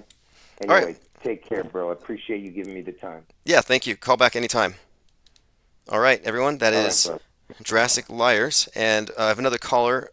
Just call. Hey, thank you for holding, caller. You are Hey, what's going on, Tim? Thanks for taking my call. awesome. Thank you Hey, for calling. I do want to say that what Jurassic was talking about, the sound quality, it was perfect when I was on Odyssey, except he was coming in kind of low. And then when I called in, you were coming in really bad, and he was coming in great. So I don't know if there's an issue with the phone system right now, but yeah, I wanted to share that to you. Thanks. But Thank you. let me ask you a It's question about Gremlins. Yeah, I'll look into it. I might change phone systems, but I appreciate the feedback. But yeah, go ahead. What oh was your yeah, what was your question? but yeah, you're even coming in terrible right now that I'm talking to you. I'm not sure what's going on, but anyways, about this Jurassic guy. I watched a video maybe like 3 or 4 years ago. I don't know, somebody had shared a YouTube video to a forum about Seattle getting nuked, and was that his video? Because it was very compelling. Oh, that was It some. had like scenes from Terminator, and Yes, that wasn't his, but that was. I remember that compilation for 11-3 Seattle, and it was yeah, Yep. it was like a 3 hour video, Yeah, and and it's I was deep. wondering if that was him because it was, huh? No, it wasn't him. Although I came across his work after the Seattle stuff, and it there's a lot of overlap. But this has been going on for a long time. Predictive programming, pointing at the destruction of Seattle. This has been like a theme that they've just downloaded into our collective psyche for generations. Yeah, and that's what that video I watched was all about. I haven't seen anything that Jurassic Virus has put out, I guess, then, because I figured that was his video when I first started hearing about this Seattle thing again. Because it's been a while for me hearing about that. But I was like stoked when it was going on a few years back. I'm like, well, what's going on in Seattle? I mean, I shared a video and everything. And I was wondering who put that together because it's really well done. But another thing, it's like when I hear dates, specific dates, all I can think is, and I know that he stands behind what he's doing with the dating and all that, and God told him this and all that. But when I hear dates, I'm instantly skeptical because these guys are listening to what we're saying. They're watching videos, they're listening for keywords, they're tuning in to everything that's going on. It's not like they're missing out.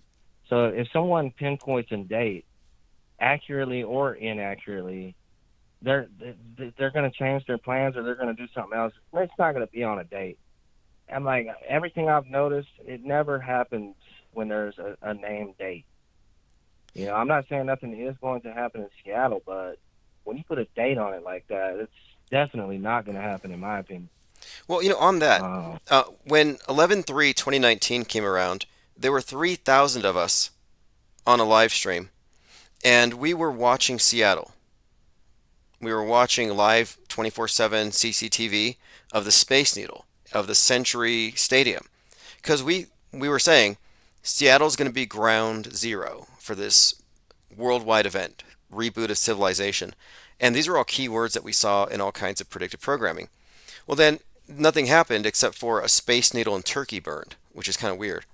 But then as we get closer to 311, I see the same stuff. And 311 and 11.3 are interchangeable. And so 311 comes around, and it was ground zero for the pandemic, and a ground zero in Seattle, no less, for the reboot of civilization. And all this symbolism shows the Space Needle and the nuke, ground zero. Here we have the pandemic, 311, ground zero. Space Needle, needle. These are like terms and symbols that overlap. So sometimes I guess what I'm pointing out here is that, yeah, I don't get too stuck on the dates, but these numbers do have a great deal of significance. So it's not so much about the numbers, but I mean about predictions, but about the general threads, the general stories. Like, for example, you could look at the body of predictive programming for 9/11, and you could have concluded what was going to happen, but you may not have specifically thought that date. I guess maybe, but I don't know. I'm not quite sure about the date thing either. Except that, one thing, Coptic New Year, it has some occult significance. But anyway, I get your point. I don't get hung up on dates because that almost sounds like you're leading from a conclusion rather than going more open-ended, looking at the information as it's presented. So yeah, I'm with you on that. yeah, well, hey, listen, dude, it's really hard to hear you on this call, so I'm gonna let you go. Please hang up on me though, because that's my phone's kind of got a bug. Okay, But I okay. appreciate you taking my call. Thank you. And And I'll look something is into it. wrong with the phone system right now. I'll look into the phone All right, systems. Thank thanks. you. Okay, I think we have some issues with the blog talk system, and I'll get to the bottom of it before the next live stream. So thank you for calling in and giving me the feedback. Now, I don't think that end, like the end of the world, means the end. It's just the end of a particular scene, a cycle, an age. But the end is a beginning. It's the meaning of reset, the meaning of the phoenix, which is such a common symbol. By the way, I think there's somebody named Mike D who has been shadow banned. I don't know why, but I don't see any of your comments. But you are welcome to call in or email or leave comments on the main channel, and I will read those so you can have your views expressed here. I don't know what it would take to get banned. All right, let me go through the rest of my comments on my YouTube channel. We have Swiss Chalet 1658 says, question, do you want to drop the case? Response, is the Pope Jewish? Oh yeah, in response to the Google thing, they did ask me if I wanted to drop the case, which is laughable. Obviously no. Stuart McKenzie said, Shaking My Head Productions has a new video, the first of the two videos today about Trump and Elvis and the significance of today's date. You did say something might happen today, and you could be right. Let me see, going on. Okay, apparently, Shaking My Head Productions did a video about Trump and Elvis. If anybody wants to follow up on that. They Lie We See says, has anybody looked into the work of Peter Hyams, the director of 2010, sequel to 2001: A Space Odyssey, Capricorn 1, about faking a landing on Mars, and Outland? Okay, Outland, Capricorn 1, and the sequel to Space Odyssey. I feel like I'm not doing my homework, like I'm not caught up. Why haven't I seen the sequel to 2001: A Space Odyssey? I saw this recent video clip shared by P. Trippa in our server over there on Gilded, and Elon was talking about the symbolism of the monolith. Kind of weird that he'd be going there. Nick Fingar says, flat earthers would win in a physical fight. We have all the MMA fighters. That's true. There's a lot of NFL flat earthers as well, and they're a little more thoughtful. The MMA flat earthers are domers, Bible earthers, alt-right shit posters. The NFL types are more like shape agnostics, a little more philosophical. Do you think says Logan Paul fought, quote unquote, Floyd Mayweather? I think the Logan Paul fight was pretty faked. I think Floyd helped hold him up to make it last. And I'm pretty sure Jake Paul and Tyson's fight is going to be delayed. All right, let me catch up on your comments. We'll have more callers soon. I'll get the phone system fixed. Upside Down Guy says I had the wrong mic hooked up. I could have it, and it might be a settings thing, so I'll fix that. Okay, moving on. Thirst for Truth says, you haven't escaped shit if you're still mandoozled, Mike D. Oh, Mike D's Mandela affected. Maybe that's the problem. Maybe he's in another reality. I don't believe in the Mandela effect. We're not in the same reality, right? Think about it. You know, I'm in the reality where Tim Pool has an E at the end, and none of you are. Like, there's not a lot of overlap between Mike D and I. Like, I happen to think if I walked in the same room as Ryan Stavely, we wouldn't see each other. We don't exist in the same realm. The Mandoozled are something of a breakaway civilization, a divergence. All right. In other news, I did have a couple of things here in my notes. Oh, that's right. Mark Sargent and Patty Steer are back together. Speaking of Flat Earth, the two top Flat Earthers in the Netflix documentary, which is kind of a rom-com and Flat Earth debunk, which not even a strong debunk, but Patty Steer deleted everything and disappeared after Ellen Francis Cook harassed her and misgendered her. But now she's back, and I watched her and Mark flat earthing on his show Strange World, and it was what you would expect. I don't have too much to say about it. I think Patty leans toward auto hoaxer, and Mark is not quite there, but I don't think that's his purpose anyway, so I don't hold them to any kind of a special standard. They are what they are. You know, if you're in the dome, you can stay in your little special enclave. I'm not trying to be too critical of people who are happy with that non-explanation, although I will say that if you have a model, it's premature, whether it's a globe or a flat earth under a dome.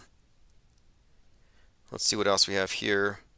And now, one more thing. If you do watch the return of Patty Steer, skip the first 20 minutes. There was an echo and technical errors where they pretend to be noobs.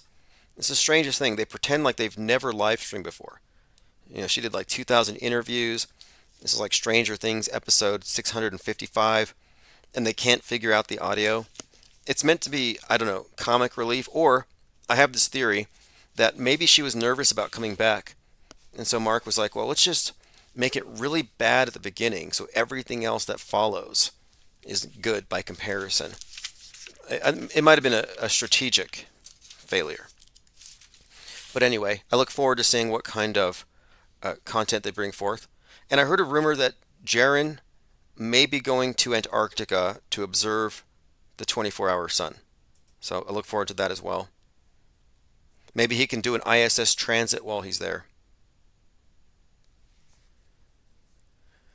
Angle of Elevation says 2010 is not as good, but there's surely a few cryptic things. Outland is just a space cop cleaning up a mining town with 70s star Sean Connery. Thank you for that. I watch this stuff so you don't have to. And if anyone here can watch and review so we don't have to, we always appreciate it. Breaking, Tucker Carlson warns of Trump assassination. Trump assassination so hot right now. This has just been ongoing. But they keep hyping and hyping and hyping.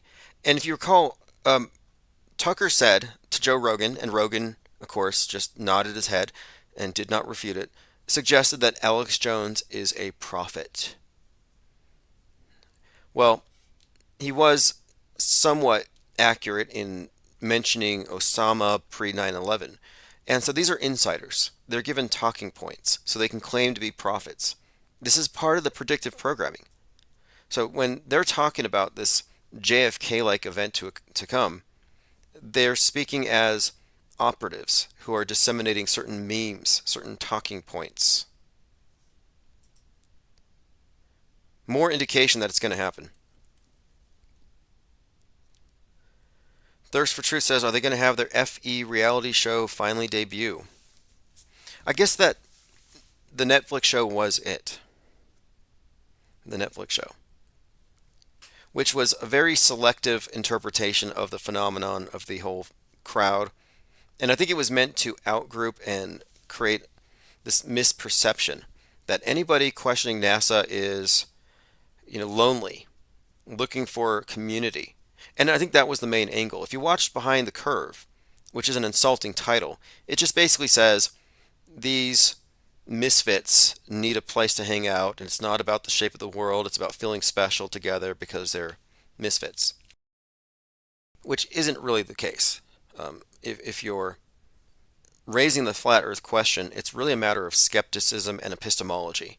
It's not about YouTube communities and a sense of belonging. At least it isn't for us. It hasn't been. We've always been butting heads with the mainstream flat earthers and their domes. Okay, so much more to go through. I'm going through my Twitter feed, and Zen of Machiavelli said, the headwound predictions have driven more than one decoder crazy, as predictions fell off unrealized. Meanwhile, we have POTUS right now who has the worst kind of headwound you can have, the terminal kind, Alzheimer's. It's never that obvious. So Zen of Machiavelli contends here that Trump's headwound is going to be Alzheimer's. Now, that kind of makes sense if you look at Biff Tannen, how he kind of faded away. He didn't get shot, but this is very inconsistent with the general body. And he says never that obvious. I'm pretty sure that all of the 9/11 predictive programming pretty much had the buildings being destroyed, planes flying into buildings, inferences in Fight Club of controlled demos. Like, it is pretty literal, but I see your point here. You could consider that to be that. In 2020, I thought maybe they're going to kill him with corona. Corona, head wound. But this latest bit here, the blood on the head and the inseparability between this and the wider bits of predictive programming says, no, it's going to be a shocker. Again, to reiterate, Robert De Niro, outside the courthouse. Robert De Niro played the assassin in Taxi Driver who inspired an actual assassin to shoot Reagan. And Brady, whose death was ruled a murder 33 years later. But Taxi Driver was the basis for Joker. And in Joker, Joker shoots De Niro on live TV. Gruesome head wound. My point being, it's super consistent. And it was also brought up that De Niro plays a young Don Corleone. Don, a bad Don. Another Trump reference. And he plays this sheriff in Machete a xenophobic, racist sheriff who gets shot and he is taken over to Park Lane Hospital, whereas JFK goes to Parkland Hospital. The story is just so consistent. This is all foreshadowing. Predictive programming is foreshadowing and advertising and conditioning. Dinah South says, I don't own a TV. Thank you for watching on my behalf. Yes, absolutely. That's what we do here. June 21st is the solstice. Yeah, on June 21st, we enter into Cancer. This may be why Kate Middleton is in the news right now, and they keep talking about her as having cancer updates. Cancer is the crab, Cancer is the kraken, Cancer is 621, the summer solstice. We entered into the crab, the sign of Cancer, sun stands still for 3 days. Last year, when the submersible went down to the Titanic, which had all kinds of interesting bits of information attached to it. Totally ritualistic. But yeah, we're just a few days away from that.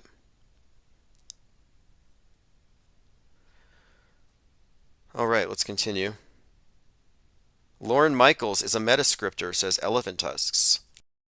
How many 33-year-olds died at SNL only to come back in another form? Chris Farley, Rob Ford. Did Belushi come back? I don't know. Now, Phil Hartman wasn't 33, but his death had a lot of interesting stuff. I think it's 3 a.m., 3 shots. But there's a lot of examples we can point to of SNL's predictive programming or meta scripting adding to the existing themes. They're definitely a big part of it. And they're unfunny. But I think most of us know that. It's kind of interesting how you look back at things with new eyes. Like, there's this conspiracy theory that Dave Chappelle used to be funny. And it's like, I think maybe he was funny to your previous self before you knew how fake and controlled everything was. Because everything that he said was only funny from the MSM point of view. This point of view, the MSM minus point of view, is expansive. It adds more to the big picture. And out of context, certain truthers are no longer truthers. Certain comedians are no longer funny. It's all about context. Certain jokes only make sense within a certain context. Within my context, within the off-world stage context, you can, pretty accurately see that most of the things people say about conspiracy theorists and flat earthers are projection. It's all projection. They call us hoaxers. It's like, no, we're calling out a hoax, and you're going to call us hoaxers? Doesn't make sense. It's projection.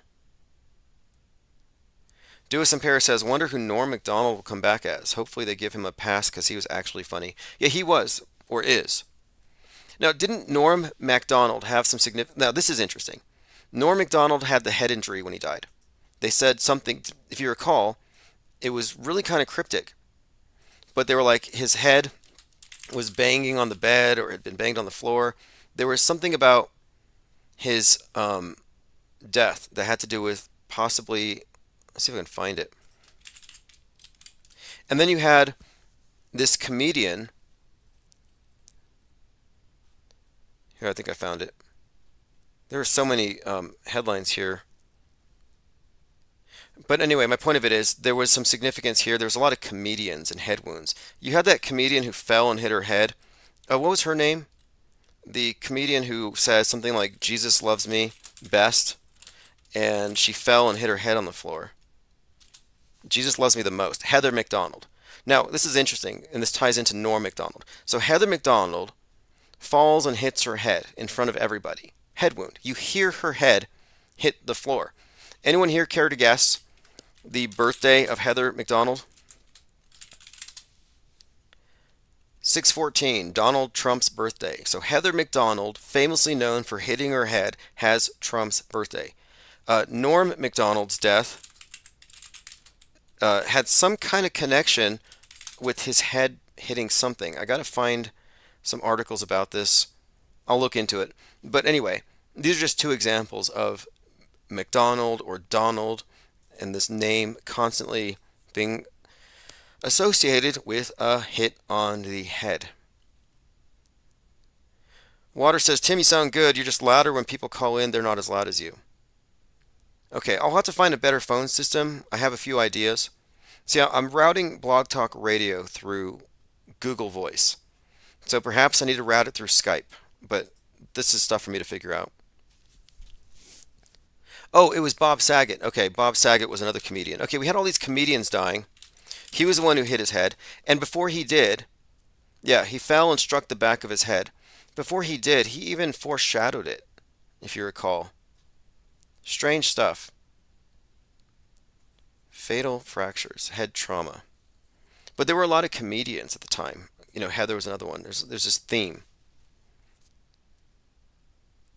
Anyway, don't want to get too lost down that trail. David Bowie's signature, this is one of his looks, his eye. They always emphasize one of his eyes having an exceptionally dilated pupil, being two different colors. This is more one eye symbolism, the lightning bolt over one eye. The one eye thing is a very consistent thing, and it's all seemingly foreshadowing this spectacle to come. Not to mention the all-seeing eye is just one of the ubiquitous symbols of the monolithic, or the new monotheism, the true one world religion, and the one government that rules everything. Mankind has been conquered. There's no reason to resist. Resistance is futile. If you're resisting, you're pretty much part of the problem. All right, catching up on your comments. Yes, Bob Saget predicted his own death on a podcast. Crews are tearing down the 3-story classroom building where 17 people died in the 2018 Parkland shooting. So Parkland shooting, then we have the Highland Park shooter. Now think about these connections. Parkland shooting has a lot to do with Florida and Trump and the whole gun thing. But the Parkland, JFK went to Parkland Hospital. The Highland Park, so Parkland High, Highland Park. The Highland Park shooter, Robert Crimo, is the guy that had the 47 tattooed on the side of his head. And this was before Trump put the 47 on the side of his hat. And he had Lee Harvey Oswald on his wall. And he went to Trump rallies. So what do you think? I mean, how do you interpret this other than, hey, this guy who's obsessed with going to Trump rallies and is obsessed with Lee Harvey Oswald and is tattooed 47 on his face and it's on his car, you'd think that this would be something that would send a red flag. There's a sniper thing here. So he shoots up a 4/7 parade, 4th of July. And his mom's at Target shopping. You can find a picture of the shooter's mom with a Target bag. So you get it, Target, and of course the sniper, and the whole JFK Lee Harvey Oswald connection. And this all connects to the target on the side of Joker's helmet in Full Metal Jacket, who represents JFK. And this connects to the 45-47 on the side of Trump's head, because the incoming JFKification of Donald Trump would have been written, directed, scripted by Stanley Kubrick. Remember, Oswald didn't shoot Kennedy, Kubrick did. Now, the shooting of Trump scenario is not going to be Kubrick because he's obviously not alive. I don't know who's going to be the one to actually be behind this production when it's... I would think James Cameron. The Incompletist says, I think there's a possibility of JL being 6 November, 5 November UK, landslide election twinned with a real landslide, Olympic mountain significant as it was blue Hawaii. Okay. Well, Gotham was underwater on 11/6 in the Batman movie as a result of what? A terrorist attack. By who? By Q's army. The Riddler, the guy with all the question marks. Q radicals flood the polls in the Batman movie, put Gotham underwater on 11/6 after breaking the dam. The significance there? Well, a couple of things. I think the main thing is in the midterm election 2022, the slogan for the GOP was flood the polls. In the Batman movie, it's an election which is attacked where they bomb a dam and it floods the polls. So it infers a right-wing attack and the association being with the date 11/6. All right, continuing. Highland Park in Illinois. Highland Park is a neighborhood in southwest Seattle. Well, the Highland Park, Parkland High thing. Patricia Steer joins us. Hey, I'm listening. It wasn't pretending. I've never been on his channel before. I think Mark used new equipment. Okay, I thought it might have been a psyop. I thought Mark Sargent was psyoping us, maybe even making things a little messy at the beginning of the live stream in order to make everything else that followed seem, kind of better by comparison. Like the worst part is at the very beginning. Nothing could possibly be as bad as that. I thought it would have been a great technique for easing your way back in. But I think everyone is hopefully conspiratained by the return of Mark and Patty. I never followed on Rofkin. Mark never went away, but he's been on Rofkin. And I stopped using Rofkin because I was unable to access my RAE coins or something. Wee says, loving the way you've drawn a connection between media deconstruction and the Hindu methodology describing the true nature of reality. Brilliant, Tim. Yeah, and that wasn't my connection. There was a book that was sent to me, an ebook, and it was talking about the negative route. And I correlated this with MSM minus. And I do think that there's a connection here between this approach and how we are deceived on multiple levels. And you could probably say that if you wanted to understand reality, you would technically auto-hoax it. You would be skeptical of your own presuppositions. So it's beyond just the news media, the corporate media, or government propaganda. This is about epistemology. This is about your own approach to assimilating information itself and whether you are or aren't the arbiter of what you believe. So the subtractive path, the negative way or route. LAC says, shooter today in Rochester was killed himself. His name was Michael Mattis, MM42. The fake ones tend to either kill themselves or they're mentally ill and they can't talk, like the Parkland guy, Nick Cruz. Now, this is a scripting thing. Nick Cruz, Cross. The Parkland shooting was followed by what they called the Children's Crusade, where the Parkland acting troupe went out to register newly graduated high school students to vote Democrat. So they went across the country, 48 states, and they managed to create this, what they called the Children's Crusade. So the Children's Crusade was just the idea that they're too young to vote away the things that are killing them, guns and climate change. So they have to go march for our lives. That's the basis for March for Our Lives. So anyway, the significance here is the shooting takes place on an Ash Wednesday, and they all have crosses on their foreheads. Nick Cruz, the name Nicholas, is one of the leaders of the Children's Crusade. So you have this taking up the cross and going against their parents or their parents' generation. So there was this narrative that they attached to this martyr movement. I would have named it Run for Your Lives. Let's see. Okay. Sorry about that. Apparently, Patricia Steer is not wrenched and Mike D timed her out. I will fix that. Fascinating. November 6th is the 311th day of the year, says Dua Simpera. Okay. Fascinating. Good to know.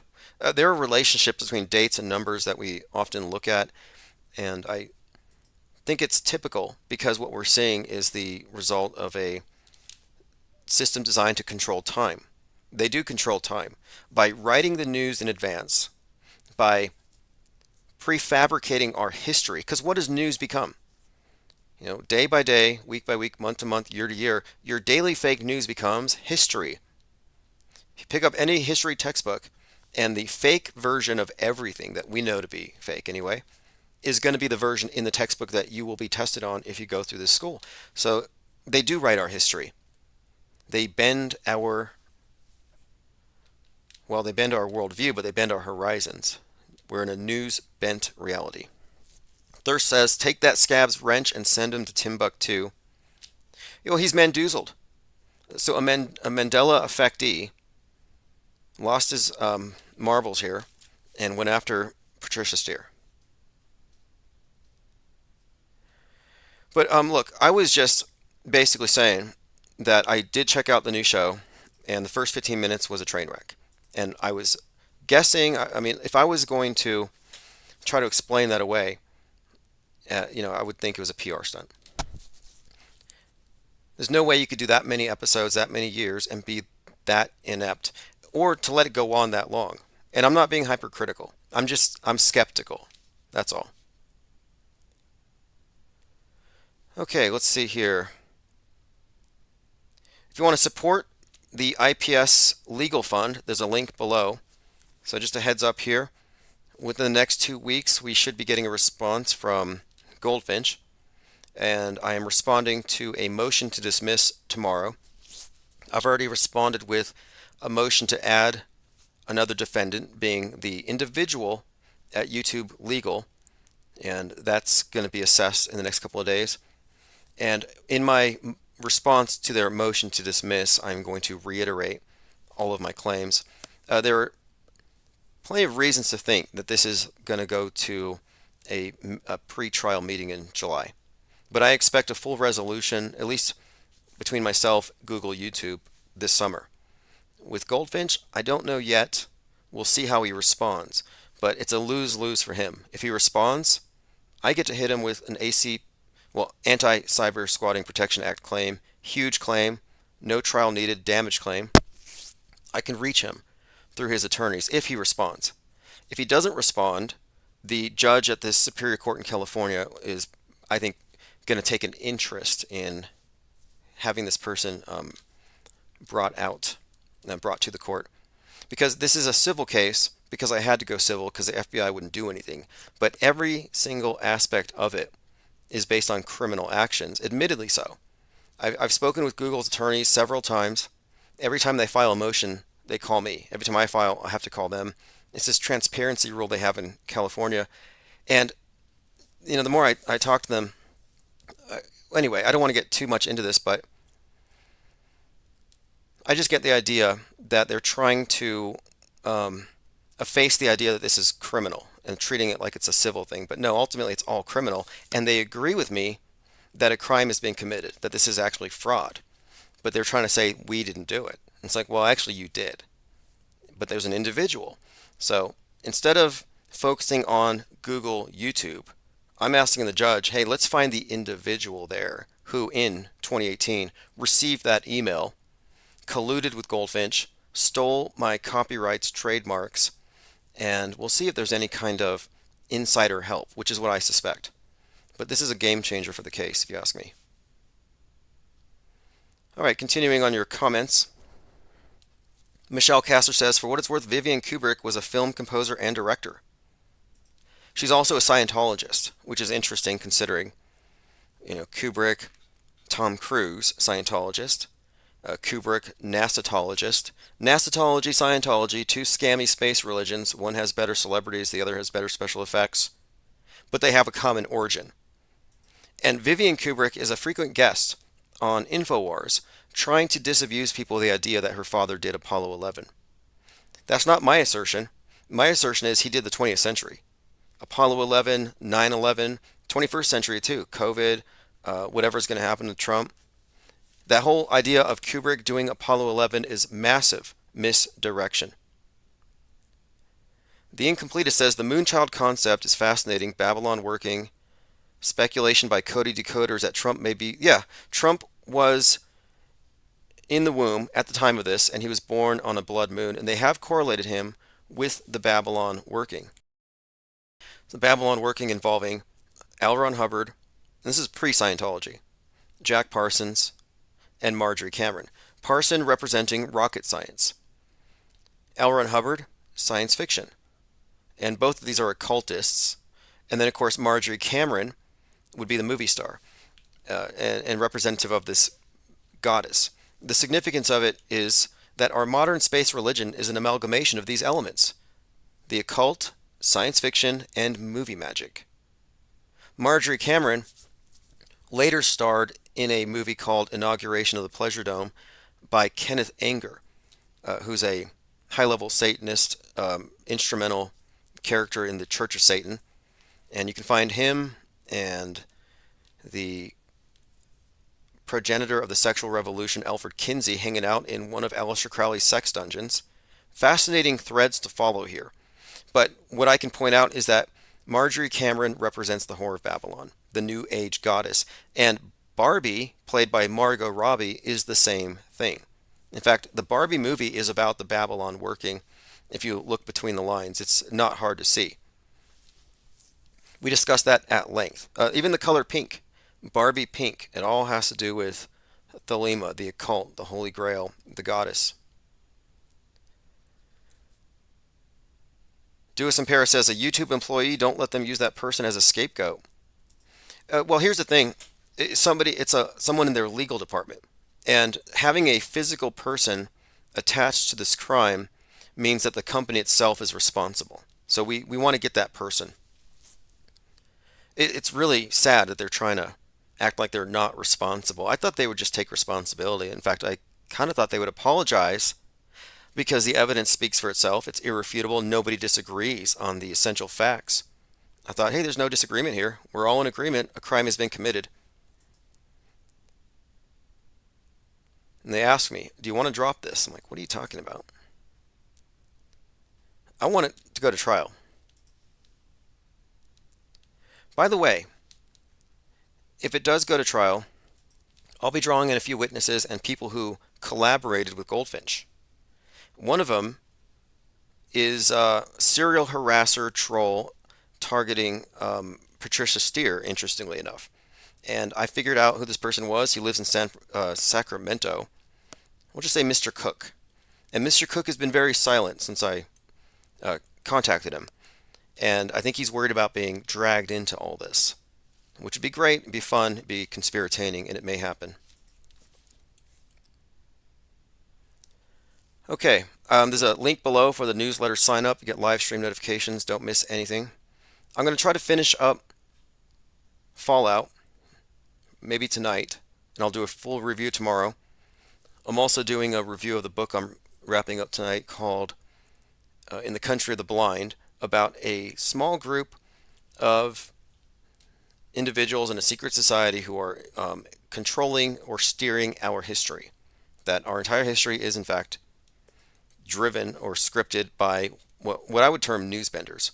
But this book, it's a work of fiction, came out in 1987, and it's really cutting edge in its description of memes, meme warfare, memetics, and this notion that for its own good, the human race is being converted into what they call techno-peasants, where we're just so enamored by pointless memes that we're docile, that we are programmable, that we're hackable animals. The book is very prescient. J. Dig says, now we're living in the Nolan Brothers world. Yeah, I mean, these are two major metascriptors. And there's a connection between Christopher Nolan and a descendant of Aleister Crowley, supposedly, which would provide an interesting link. This is where it's at. It says, who financed Kubrick? Who is the shot caller? Kubrick was the low-hanging fruit. I think of Kubrick as just one among many that we can point to, but I think there's a Kubrick department. I think it's code, but I think it's the department where it's like you could call it the worldview warfare department, and NASA's just one aspect of it. That's why it's very significant to look at his movies and see that none of his movies have predictive programming for just one event. You can understand why people watched The Shining and walked away thinking, hey, he's telling us about Apollo 11. But then after 9/11, you can see, no, this actually foreshadows 9/11 too, in very direct ways. So you have 9/11, Apollo 11 in one movie, and then the director, Kubrick, made some changes from Stephen King's book, which have been talked about. I think the Overlook Hotel's manager looks like JFK, very significant. But then Stephen King's sequel to The Shining is about a psychic baby who predicts 9/11. It's just very consistent. So Kubrick also, I think, is interesting in the fact that you have the Apollo 11 and JFK assassination connected to him. Well, Lee Harvey Oswald believed that he and his friends at Riley's Coffee were all going to go work for NASA. And they did. But he ended up on the grassy knoll. So I think what happened is they all got pulled into the same department.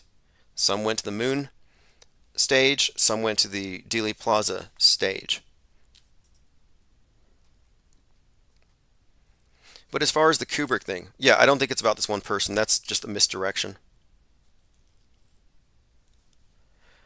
Okay. Now, yeah, the techno peasant thing, it's from this book. This book came out in 87. I only picked it up because the author's name is Michael Flynn. It's about a Q file. Somebody finds out that history is being hacked, manipulated. They get the who's who of who's behind it, and they dox them and publish it. Although this book's 87, so they just fax it to every newsroom. Now, the protagonist who has discerned this group is part of her own little group, and all of her friends get killed, and then she gets initiated. I haven't completed the book, but it's plausible, and it contains a number of rationalizations for this benevolent dictatorship. Okay, continuing. I have a few more things I want to get to. So we're talking about Parkland being torn down. And we have this Sky News: Sandy Hook massacre survivors graduate high school without 20 of their classmates. It'd be interesting to see where are they now. What roles have they been put into? Someone had suggested that one of those children, I'm hesitant to say the name because these people are so litigious, was repackaged as Kyle Rittenhouse.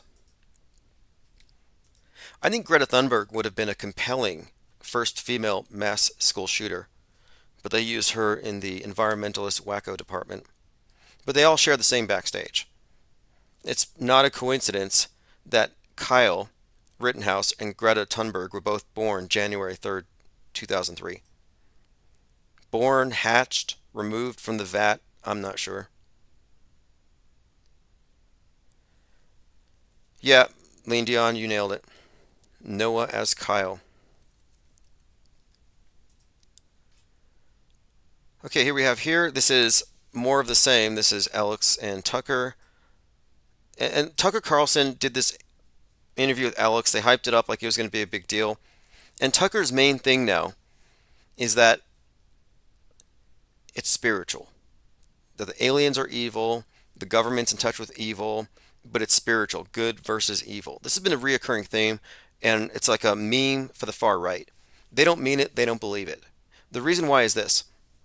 The trad right, traditional right, is being set up with this concept of sin, like good and evil, in the very traditional way. And this is where their frame of reference originates. They believe in this battle between good and evil. But the left, the progressive utopians, don't believe in these older traditional concepts of sin.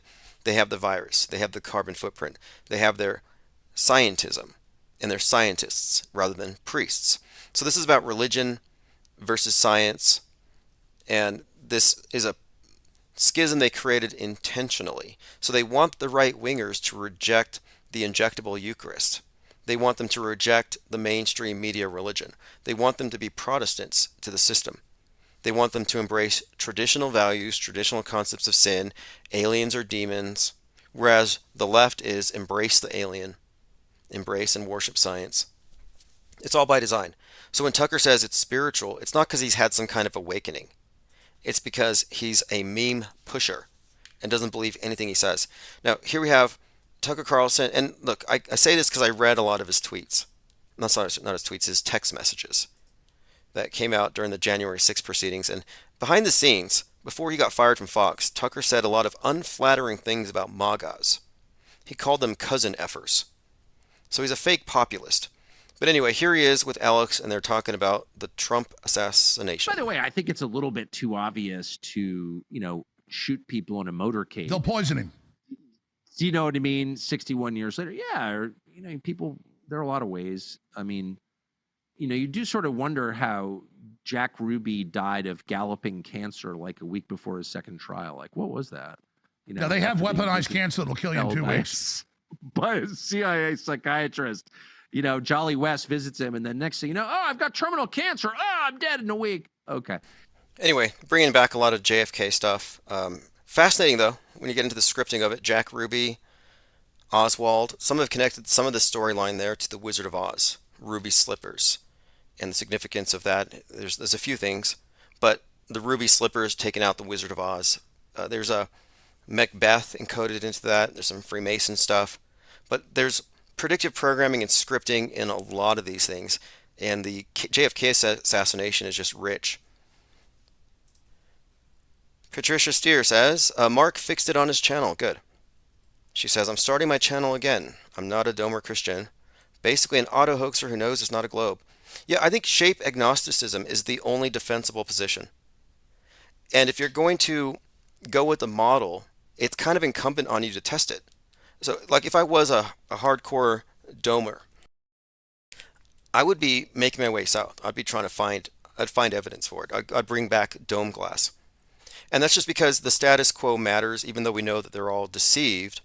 We're outnumbered millions to one.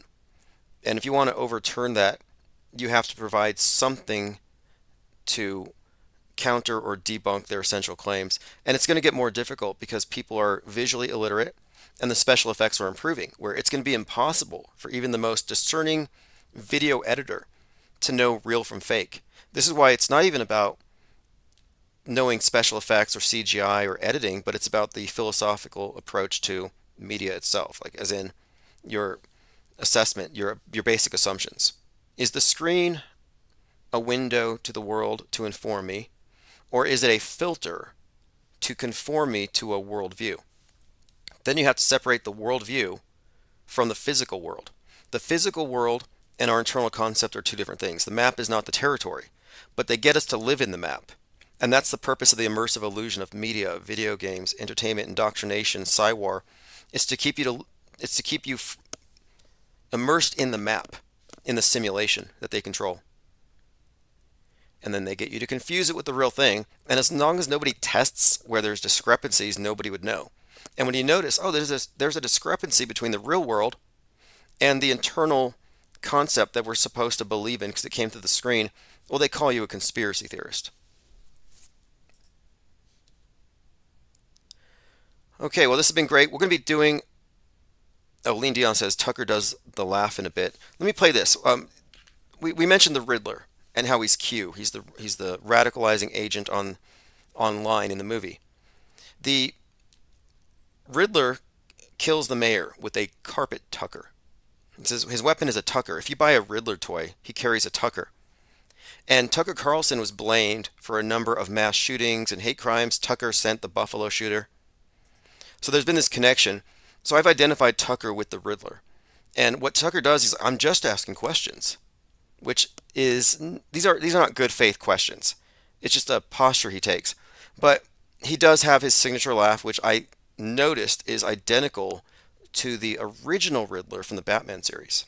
So, look, I don't know. I'm not a physician. I'm not a master of the dark arts.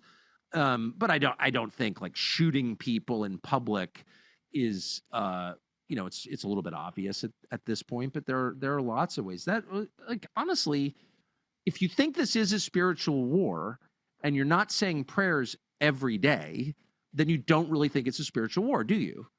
Right? And I obviously, so I really do think it's a spiritual war. Anyway, Tucker Carlson thinks it's a spiritual war. He's been repeating this theme. I don't think any of these individuals are authentic or real about anything, especially Candace Owens. I mean, she's one of the fakest, but they're all fake. And I was watching this. It was a little bit of a fight between, oh yes, trash trolls. I have Stu Peters is going after Lauren Witzke, and both of these individuals are just, really just deep in the mud, flinging mud at each other. But I've been watching it, and they deserve each other, I guess I should say. But Stu Peters is a psychopath. Stu Peters and the alt-right, and they're constantly talking about extreme accountability. And I shy away from these characters, and this is the reason why I say we have to separate from Trutherville. Trutherville is being set up. Truthers are being set up with guilt by association for everything that happens. And you notice that whenever they go to Trump rallies, they only talk to the weirdos in weird costumes, wrapped in American flags. They never talk to anyone sane. Why do you think that is? It's such a huge setup. Mark Johnson said, I watched a car video. It turned out to be a graphics demo. It took me 20 to 30 seconds to realize. Yeah, see, exactly. Exactly. It's just getting increasingly difficult. I call it the desert of the designated real because people aren't going to know it's real until they're told it's real. After 10/7, that whole quote war had no impact because nobody believed the other side's propaganda, and it was mixed up with video game stuff. It was mixed up with videos declared fake, and then later they did corrections and like, no, actually this is real. And then I'm looking at the stuff objectively, and I'm like, well, you got these dead kids lined up like sardines. Their mouths are closed, their eyes are closed. Sorry, if you get bombed or you get killed in any way that involves trauma, um, you're not going to look like that. One, your body's not going to look like a sardine perfectly just sitting straight or laying down straight, arms by the side. They would be mangled. But what's more, when you die, your eyes and your mouth are open. They stay open until you sew them shut and glue them shut. You sew the jaws shut, glue the lips together, glue the eyes shut, or you use the insert and you close them. My point of it is, they don't just close. In fact, I was referencing that movie, A Man in Full, and in the ending scene, the character who would relate, or yeah, I think he would relate to the Obama character, he closes the dead Trump character's eyes because he's dead on the ground. That only happens in movies and psyops. Although after I called this out, they had this very conspicuous scene, and I use that term advisedly, where one of the mourners picks up a dead kid and runs around in front of the camera showing it off, which is grotesque and sick in itself, and the eyes are wide open. But it's clearly a doll. Like, I think they listen to us. I think they listen to the cutting fringe to improve their game. I really do. I think that this channel is the reason why that terrible movie ISS didn't have any hair floating around, because they knew we were going to compare things.